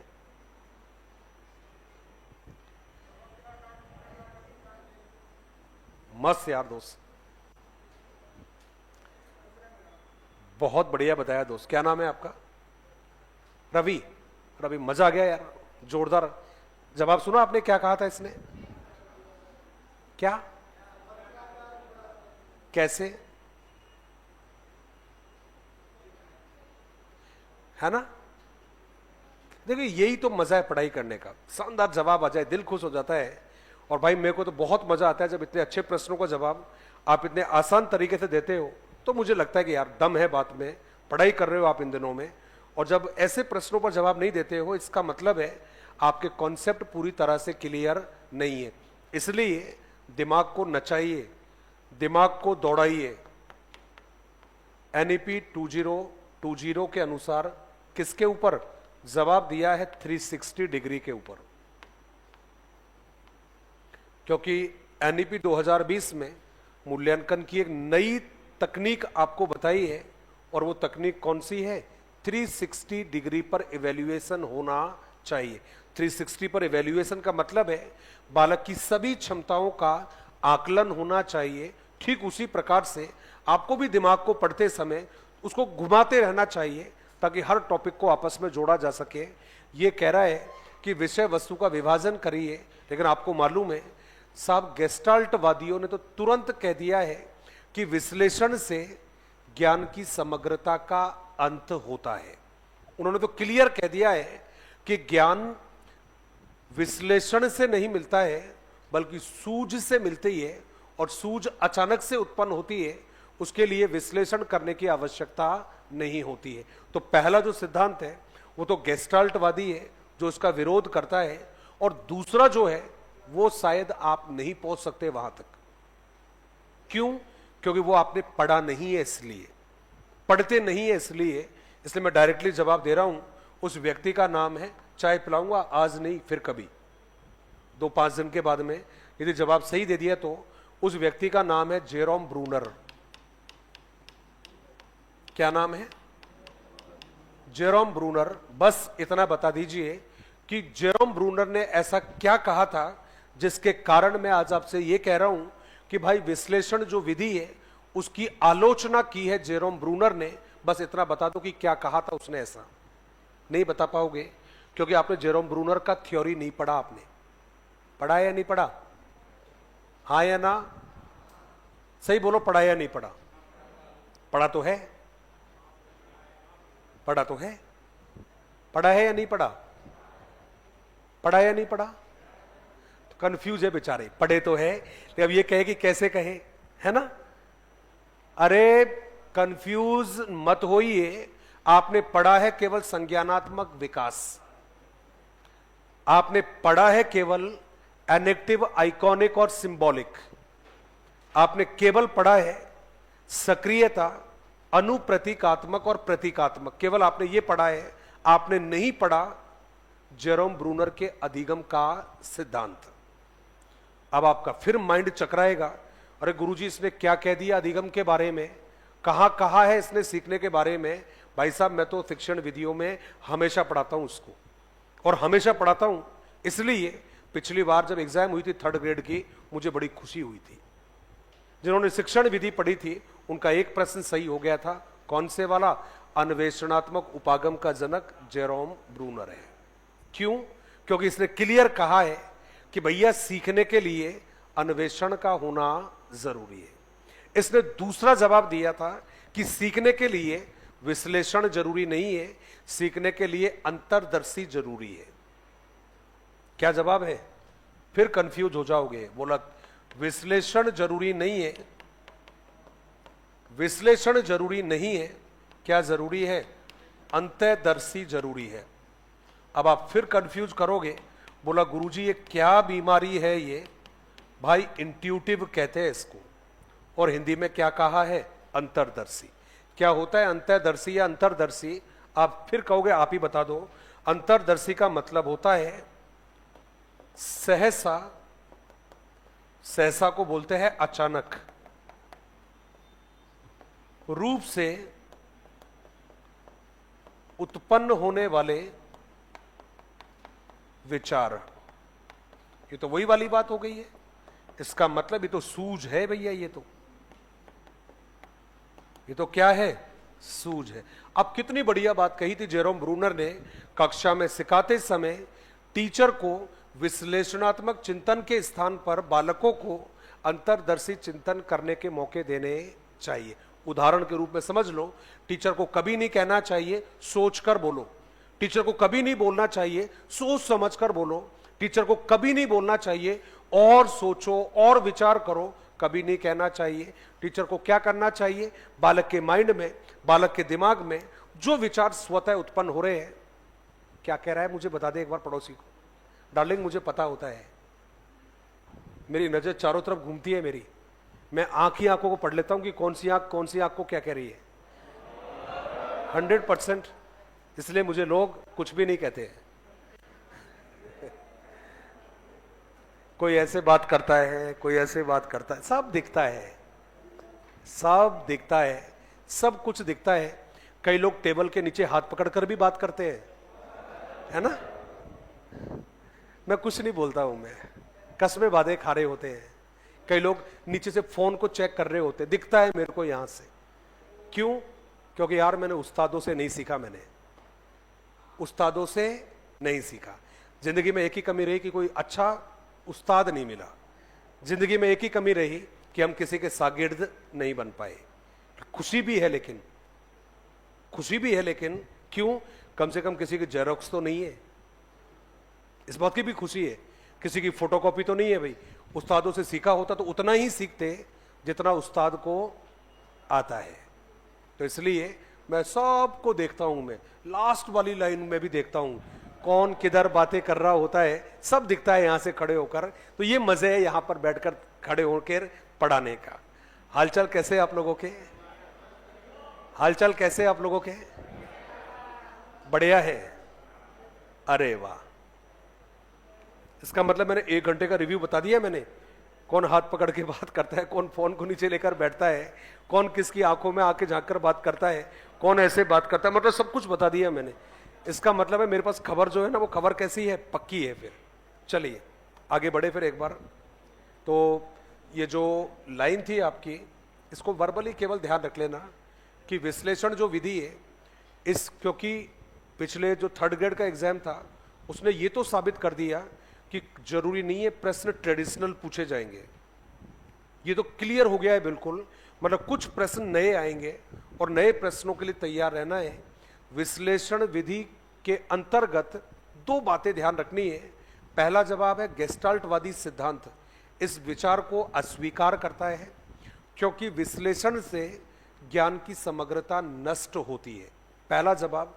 दूसरा जवाब है इसको किस व्यक्ति ने अपने विचारों में, अपने सिद्धांत में खंडित किया, तो जवाब रहेगा जेरोम ब्रूनर ने। उसने कहा कि विश्लेषण के स्थान पर हमें अंतर्दर्शी चिंतन का स्वागत करना चाहिए। तो पहला जवाब है बालक केंद्रित विधि है, यह आपने कह दिया है। दूसरा जवाब दिया मनोवैज्ञानिक विधि है। थर्ड कहा है यह है उच्च कक्षाओं के लिए, यह उच्च कक्षाओं के लिए, यह उच्च कक्षाओं के लिए गणित शिक्षण के, अब गणित में भी भाई याद रखना पड़ेगा अपने को, और मैं ब्रैकेट में लिख रहा हूं, क्या लिखा है इसमें? लिखा है अंक गणित, और अंक गणित में भी मैंने एक लाइन लिखी है, अंक गणित के नवीन प्रकरण, ये मैंने लिखा है अंक गणित के नवीन प्रकरण तथा रेखा गणित। देखिए अंक गणित तो इसलिए लिख दिया कि ठीक है आपको पता रहना चाहिए, लेकिन रेखा गणित को सिखाने के लिए बेस्ट मेथड के रूप में यदि कोई यूज होती है तो वो कौन सी है? विश्लेषण। याद रखना निगमन भी यूज होती है, लिख चुके हो आप लोग। यूज तो संश्लेषण भी होगी, तीनों ही ऑप्शन में मिलेंगे आपको। कंफ्यूज मत करना कि सर ने निगमन बताया, विश्लेषण बताया, संश्लेषण भी बताऊंगा आगे चलकर। हरगिज आपको कंफ्यूज नहीं होना है, तीनों विधि काम आती है, निगमन भी आती है, विश्लेषण भी आती है, संश्लेषण भी आएगी, लेकिन बेस्ट मेथड कौन सा है? विश्लेषण।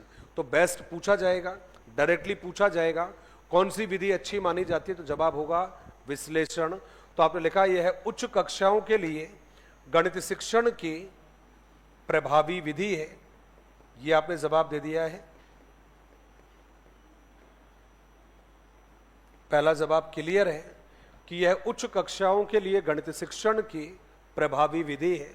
लिख लिया हो तो मुझे बताइए, आगे चलते हैं दूसरे वाले पॉइंट की तरफ। लिखा क्या? लिख लिया है। चलिए नेक्स्ट आइए फिर।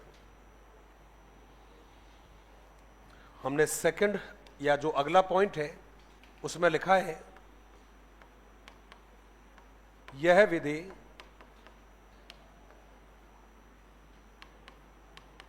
बालकों की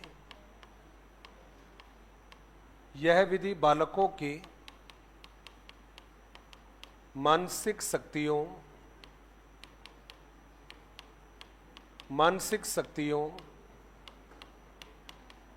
के विकास की,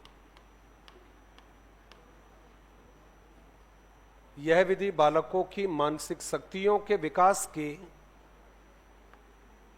उपयोगी विधि है।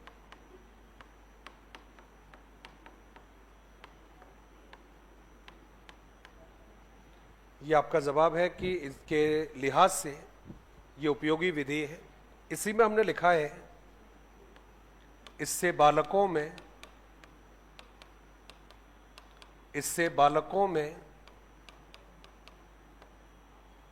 हमने लिखा है इससे बालकों में तर्क, चिंतन, समस्या समाधान,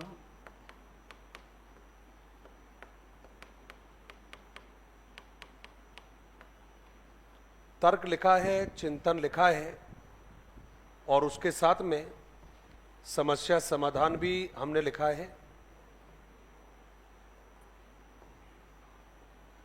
कि क्षमताओं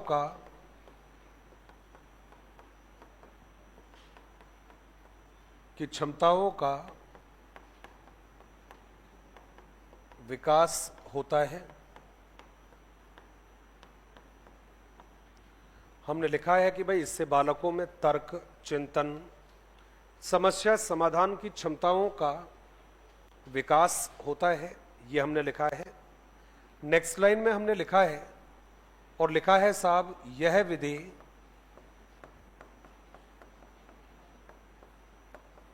बालकों में स्व अध्ययन, क्योंकि एक बात तो मानना पड़ेगा, विश्लेषण व्यक्ति अकेले करता है, समूह में भी कर सकता है, लेकिन अकेले में व्यक्ति ज्यादा विश्लेषण करता है। आप आपकी तरक्की के बारे में, आप आपकी पढ़ाई को लेकर, आप आपकी कमजोरियों के बारे में, मुझे लगता है कि विश्लेषण आप अच्छे से कर पाओगे, ना कि कोई और अच्छे से कर पाएगा। इसलिए कहा कि भाई यह विधि बालकों में स्व अध्ययन, स्व अध्ययन के साथ में आपने कहा है विचार शक्ति। विचार शक्ति का मतलब होता है विचार करने की जो क्षमता होती है उसका विकास करती है। इसके साथ में मैंने दोबारा लिख दिया क्योंकि मैंने ऊपर तर्क लिख चुका हूं, लेकिन चूंकि इन तीनों नाम एक साथ मिलते हैं इसलिए मैंने इसको दोबारा लिख रहा हूं। विचार शक्ति, दूसरा लिखा है तर्क शक्ति तथा निर्णय शक्ति। निर्णय शक्ति का विकास करती है। ये आपने एक जवाब दिया है। तो कहता है कि साहब यह विधि बालकों में, पहला जवाब है स्व अध्ययन, दूसरा जवाब है विचार शक्ति, तीसरा जवाब है तर्क शक्ति, चौथा जवाब है निर्णय शक्ति का विकास करती है। ये आपने जवाब दिया है। अब साहब देखिएगा, जब ये जवाब आपने लिखे तो आपने कहा स्व अध्ययन कह दिया है, विचार शक्ति कहा है, चलो तर्क शक्ति भी मान लेते हैं, निर्णय शक्ति भी मान लेते हैं। मैं एक छोटा सा उदाहरण दूंगा आपके सामने, बहुत छोटा सा है, बड़ा इंटरेस्टिंग भी है, तो चीज़ों को आसान करने के लिए बड़ा मैं कहूँगा यूजफुल रहेगा। तो हुआ क्या था कि आज से ठीक 2 साल पहले मेरे को थोड़ा सा एक मौका मिला, किसी ने मोटिवेट किया था। और वो मोटिवेट क्या किया था कि भाई किसी ने कहा कि एक मूर्ति लगवा दो आप किसी महापुरुष की। तो भाई कहा, तो मैंने थोड़ा सोचा विचार किया, चूँकि लगा कि ठीक है यार कर लेते प्रयास। तो भाई जैसा जैसा लोगों ने मुझे मोटिवेट किया वैसा वैसा मैं करता चला गया। एक छोटा सा पार्क बना दिया था अपनी जगह में, उसमें कहा कि एक मूर्ति लगा दो साहब, मैंने वो मूर्ति लाकर भी रख दी। अब मूर्ति लाकर रखी तो आपको एक ध्यान होगा, हमारे समाज में महापुरुष कोई सा भी हो, आप किसी को भी नाम दे देना, हमारे यहाँ पर महापुरुषों का सम्मान जितने लोग करते हैं उसी अनुपात में उनका विरोध करने वाले लोग भी होते हैं। किसी भी महापुरुष को देख लेना, ये तय है ये बात। ये ऐसा क्यों है मुझे नहीं पता, लेकिन मैं इतना समझा कि शायद महापुरुषों ने अपने जीवन में भी संघर्ष किया है और उनका संघर्ष जीवन के बाद में भी होता है, ये मेरी समझ में आया। तो मैंने उस महापुरुष की जो स्टैचू था वो लाके रख दिया कपड़े में लपेट कर कि भाई इनका उद्घाटन करवाएंगे किसी को बुलाकर। तो जैसे आज इवनिंग को रखा, रखने के बाद चले गए, कुछ दिमाग में था ही नहीं, गलत बात है। मैं अगले दिन सुबह घूमने के लिए गया, मॉर्निंग वॉक पे जाता हूँ, तो मैं जब गया तो मैंने कहा चलो यार स्टैचू को भी देख लेते हैं। तो मैं दूर से निकल कर गया तो वो रखा हुआ था। पता नहीं क्यों मेरे दिमाग में आया कि चलो पास में जाकर देखता हूँ। तो जब पास में जाकर देखा तो भाई उसका हाथ जो था वो टूटा हुआ था। बड़ा पीड़ा हुई यार। और आपको मालूम है महापुरुषों के साथ छेड़छाड़ करने पर आपको मालूम है उपद्रव होते हुए भी 2 ही मिनट लगती है। तो माथा खराब हो गया कि यार अब क्या करें। भाई साहब तुरंत जयपुर में फ़ोन किया, यहाँ पर जो लोग बैठते हैं, मैं कहा भाई देवता कुछ भी करो, या तो स्टैचू को बदलो अभी। तो बोला साहब बदलने का तो सवाल भी नहीं उठता, क्योंकि इनको बनाने में तो 1-1.5 महीने लगते हैं कम से कम, तो इस महीने में तो भैया महाभारत हो जाएगी। तो मैंने कहा क्या कर सकते हैं। बोला रिपेयरिंग कर सकता हूँ, लेकिन रिपेयरिंग तब करूँगा जब आप मुझे ये लिखित में दोगे कि हमारी जान को किसी तरह का खतरा नहीं है। तो मैंने कहा भाई देवता कोई यहाँ हंगामा नहीं हुआ है, ये तो कोई गुप्त में करके चला गया, तू आ जा। भाई बड़ा मुश्किल से वो आए, पूरी टीम का मतलब है 8-9 लोग वो आए गाड़ी वाड़ी कर कर। भाई उस जगह पे चारों तरफ टेंट वेंट लगाए मैंने, ताकि वो काम करे तो किसी को पता नहीं चले। उन्होंने रिपेयरिंग किया, फिर मूर्ति को दोबारा पैक किया। अब साहब उसके उद्घाटन में 4-5 दिन का समय बाकी था। अब दिमाग में तो रील हो चुकी है, तो दोबारा भी क्षति होने वाली है। अब साहब मैंने कहा कोई बात नहीं भाई, सोने का प्रयास करते हैं। तो 2-3 दिन तो क्या किया, मैंने लोगों को सुलाया वहाँ पर। सोने वाले कौन, रात को रोज खर्चा चाहिए, खर्चा करने के बाद में वो तो कहीं भी सुला दो, क्या फर्क पड़ता है उनको। अब हमसे ज़्यादा खर्चा देने वाला कोई आ गया कि तुझे सोना नहीं है वहाँ पर, तो अब वो हमारी थोड़ी बात मानेंगे। वो साहब उठकर चले गए। अब सोना था भाई मेरे को, पहले दिन की बात कर रहा हूँ। अब सोने का दिन जो था भाई जाकर सोना था, ये वो प्लॉट था जहां पर ये स्टैचू लगवाया था। ये सामने जा रहा है मेगा हाईवे जा रहा है इस तरह का। अब साहब यहाँ के ये वाला जो रोड है ये भी हाईवे जा रहा है, इसका मतलब इसके दोनों तरफ हाईवे है। ये वाली जगह बिल्कुल सुनसान है। और उससे भी बड़ी विकराल बात जो थी वो ये थी कि भाई यहां पर थी कब्रिस्तान। अब भाई साहब सोए तो कैसे सोए, क्योंकि ये था कि कभी मौका नहीं पड़ा, कभी इस तरह का मौका पड़ता तो कोई फर्क नहीं पड़ता। अब साहब रात को हिम्मत करके मैं कहा चलो कोई नहीं सोता तो अपन ही सोएंगे। गर्मियों का टाइम था, अच्छे से याद है 14 मई को उसका इनॉग्रेशन था। मैं जो बात कर रहा हूँ वो 9 मई का पहला दिन था। साहब मैं वहां पर जाकर सोया तो अब है ना यार रात को हवा चले,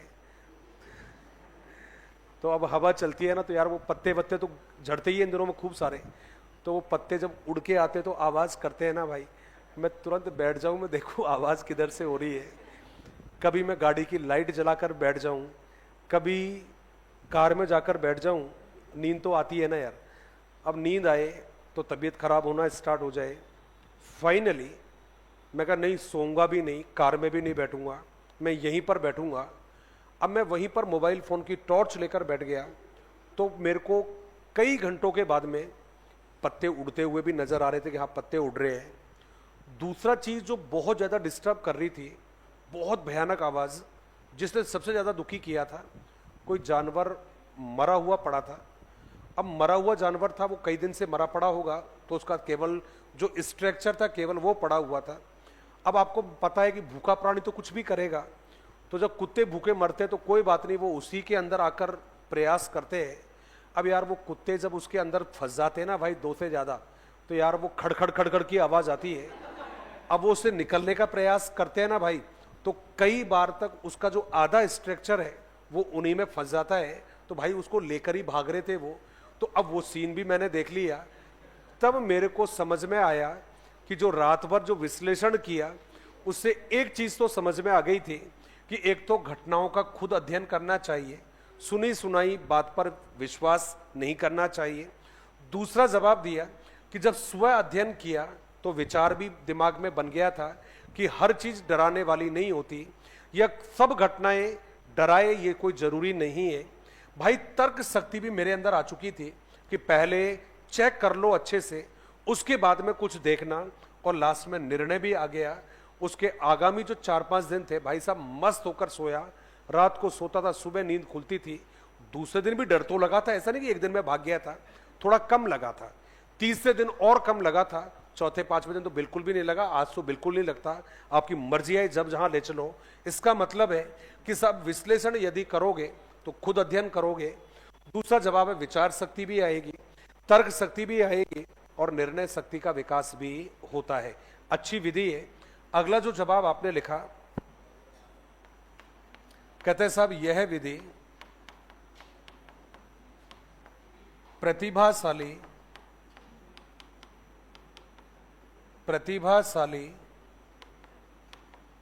बालकों के लिए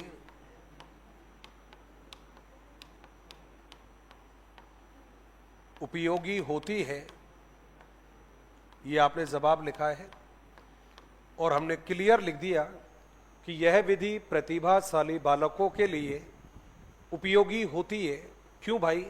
क्योंकि विश्लेषण करने के लिए आपका जो आईक्यू का लेवल है उस लेवल का ज्यादा होना जरूरी है। कम आईक्यू होगा हम विश्लेषण नहीं कर सकते, इसलिए प्रतिभाशाली बालकों के लिए उपयोगी होती है।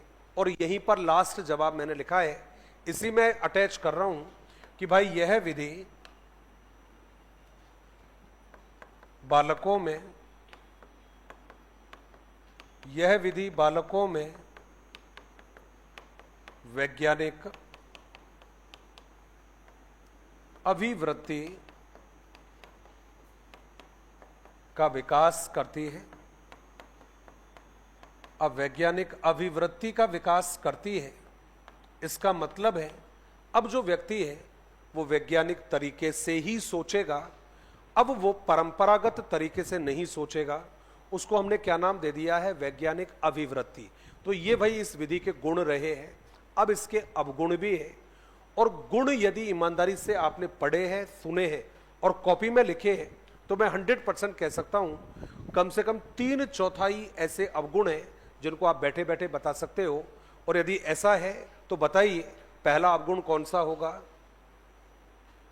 पहला अवगुण, पहले गुण से अवगुण बन जाएगा। लिखा है उच्च कक्षाओं के लिए, तो कौन सी क्लास के लिए उपयोगी नहीं है? निम्न कक्षाओं के लिए उपयोगी नहीं है। इसके अलावा कमजोर बालकों के लिए जरूरी नहीं है, कि वहां आपने प्रतिभाशाली लिख रखा है, तो कमजोर बच्चों के लिए बिल्कुल भी उपयोगी विधि नहीं है। इसके अलावा विश्लेषण करने में समय लगता है भाई, बहुत समय लगता है, और यही कारण है क्योंकि समय पर आपके पाठ्यक्रम को पूरा नहीं करवा सकता। सोचो जरा, मुझसे क्यों छोड़ते हो? आप अपने ऊपर जवाब ले लीजिए।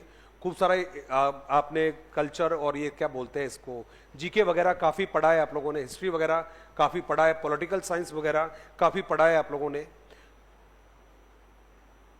कमेटियां बनती है हमारे यहां पर, कमीशन बनते हैं हमारे यहां पर, और उनकी रिपोर्ट बहुत लेट आती है। कई बार उनका कार्यकाल बढ़ाते हैं। क्यों? क्योंकि वो क्या कर रहे होते हैं? विश्लेषण कर रहे होते हैं, और विश्लेषण करने में क्या लगता है? समय ज्यादा लगता है। इसलिए आप ही ने जो पॉइंट बताए हैं, मैं उन्हीं के आधार पर इसके जो अवगुण हैं वो अवगुण बता रहा हूं। तो एक एक करके हम हेडिंग बनाएंगे और लिखेंगे। विश्लेषण विधि के अवगुण, और ये जो विश्लेषण विधि के जो अवगुण है उसमें पहला अवगुण हमने लिखा है, फर्स्ट वाला, यह विधि अब डायरेक्टली लिख दिया मैंने, तो निम्न कक्षाओं के, यह विधि निम्न कक्षाओं के बालकों के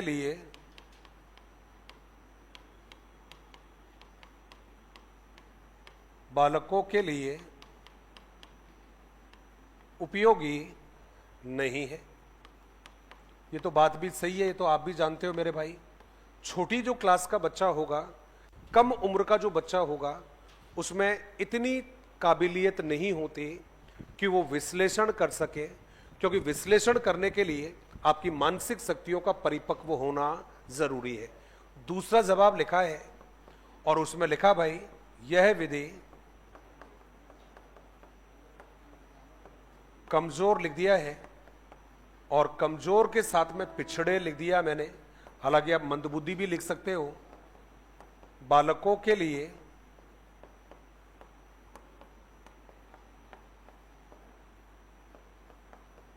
उपयोगी विधि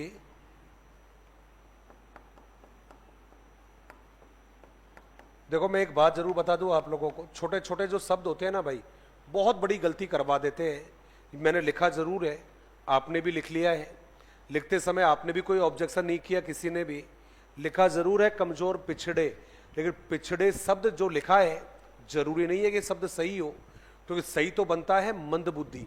कारण प्रतिभाशाली बालक भी पिछड़ा बालक हो सकता है, तो बेहतर होगा, आपने तो नहीं पकड़ा चीजों को, लेकिन ये जो पिछड़े बालक है इसको ब्रैकेट में करना, और इसके स्थान पर आप क्या जरूर लिखना?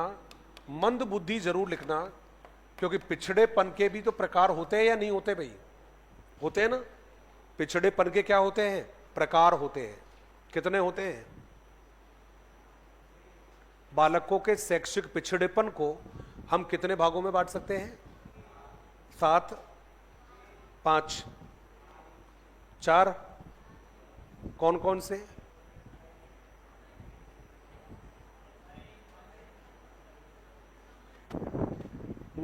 सामान्य, विशिष्ट, और बोलो उधर से, मारो गोलियां, फट्टे मारो, कुछ भी बोलो। एक होता है सामान्य पिछड़ापन, एक होता है विशिष्ट पिछड़ापन।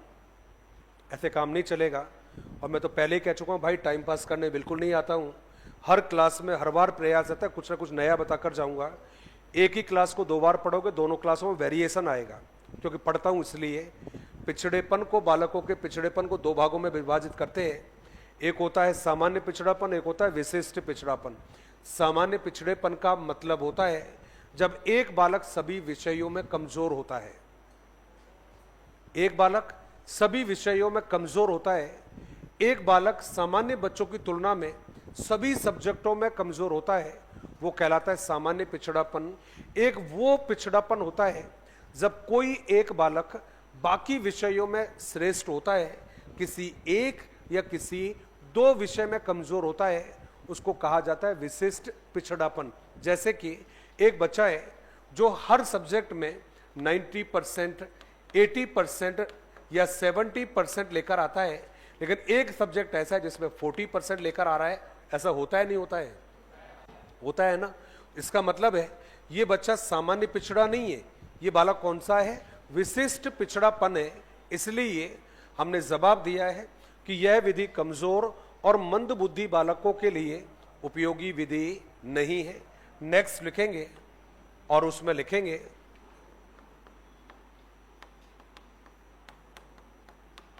इस विधि की प्रक्रिया, इस विधि की प्रक्रिया लंबी होती है, इसलिए सीखने का कार्य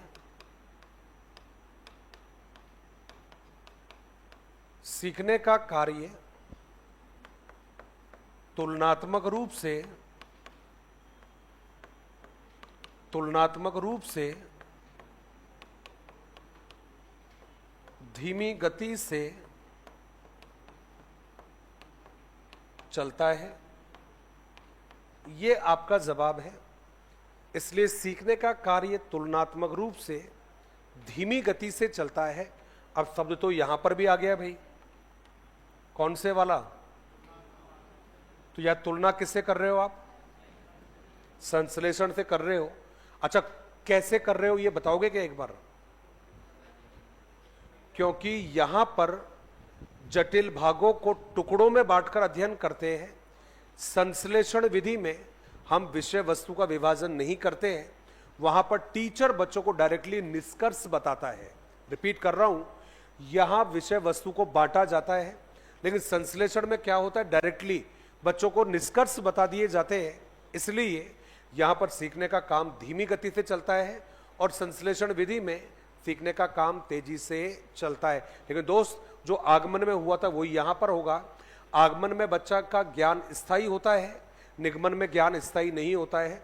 विश्लेषण में बालक का जो ज्ञान है वो स्थायी होता है, लेकिन संश्लेषण में ज्ञान स्थायी नहीं होता है। कारण यहां पर विश्लेषण का काम बालक खुद करता है और संश्लेषण विधि में टीचर बच्चों को निष्कर्ष बताता है, ना कि बच्चा खुद निष्कर्ष खोजता है। नेक्स्ट जवाब हमने लिखा है और उसमें लिखा इस विधि के द्वारा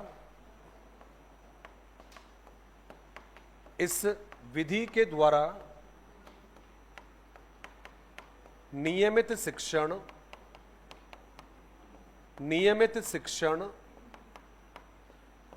संभव नहीं है। इस विधि के द्वारा नियमित शिक्षण संभव नहीं है क्योंकि प्रक्रिया लंबी होती है, जिससे पाठ्यक्रम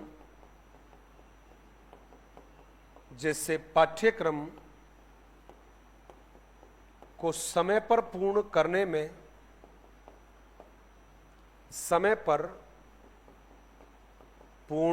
करने में कठिनाई होती है।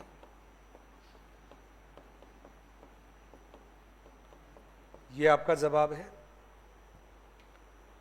नेक्स्ट लिखेंगे, बस 2 पॉइंट है फिर कंप्लीट हो जाएगी विधि। विधि में मानसिक क्रियाओं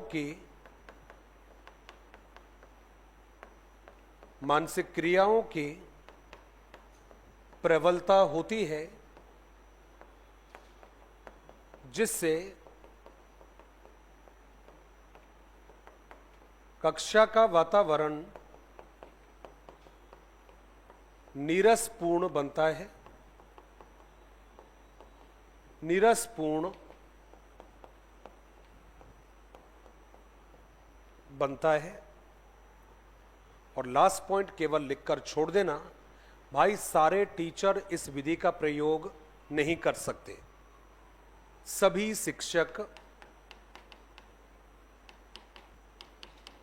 शिक्षक इस विधि का प्रयोग नहीं कर सकते।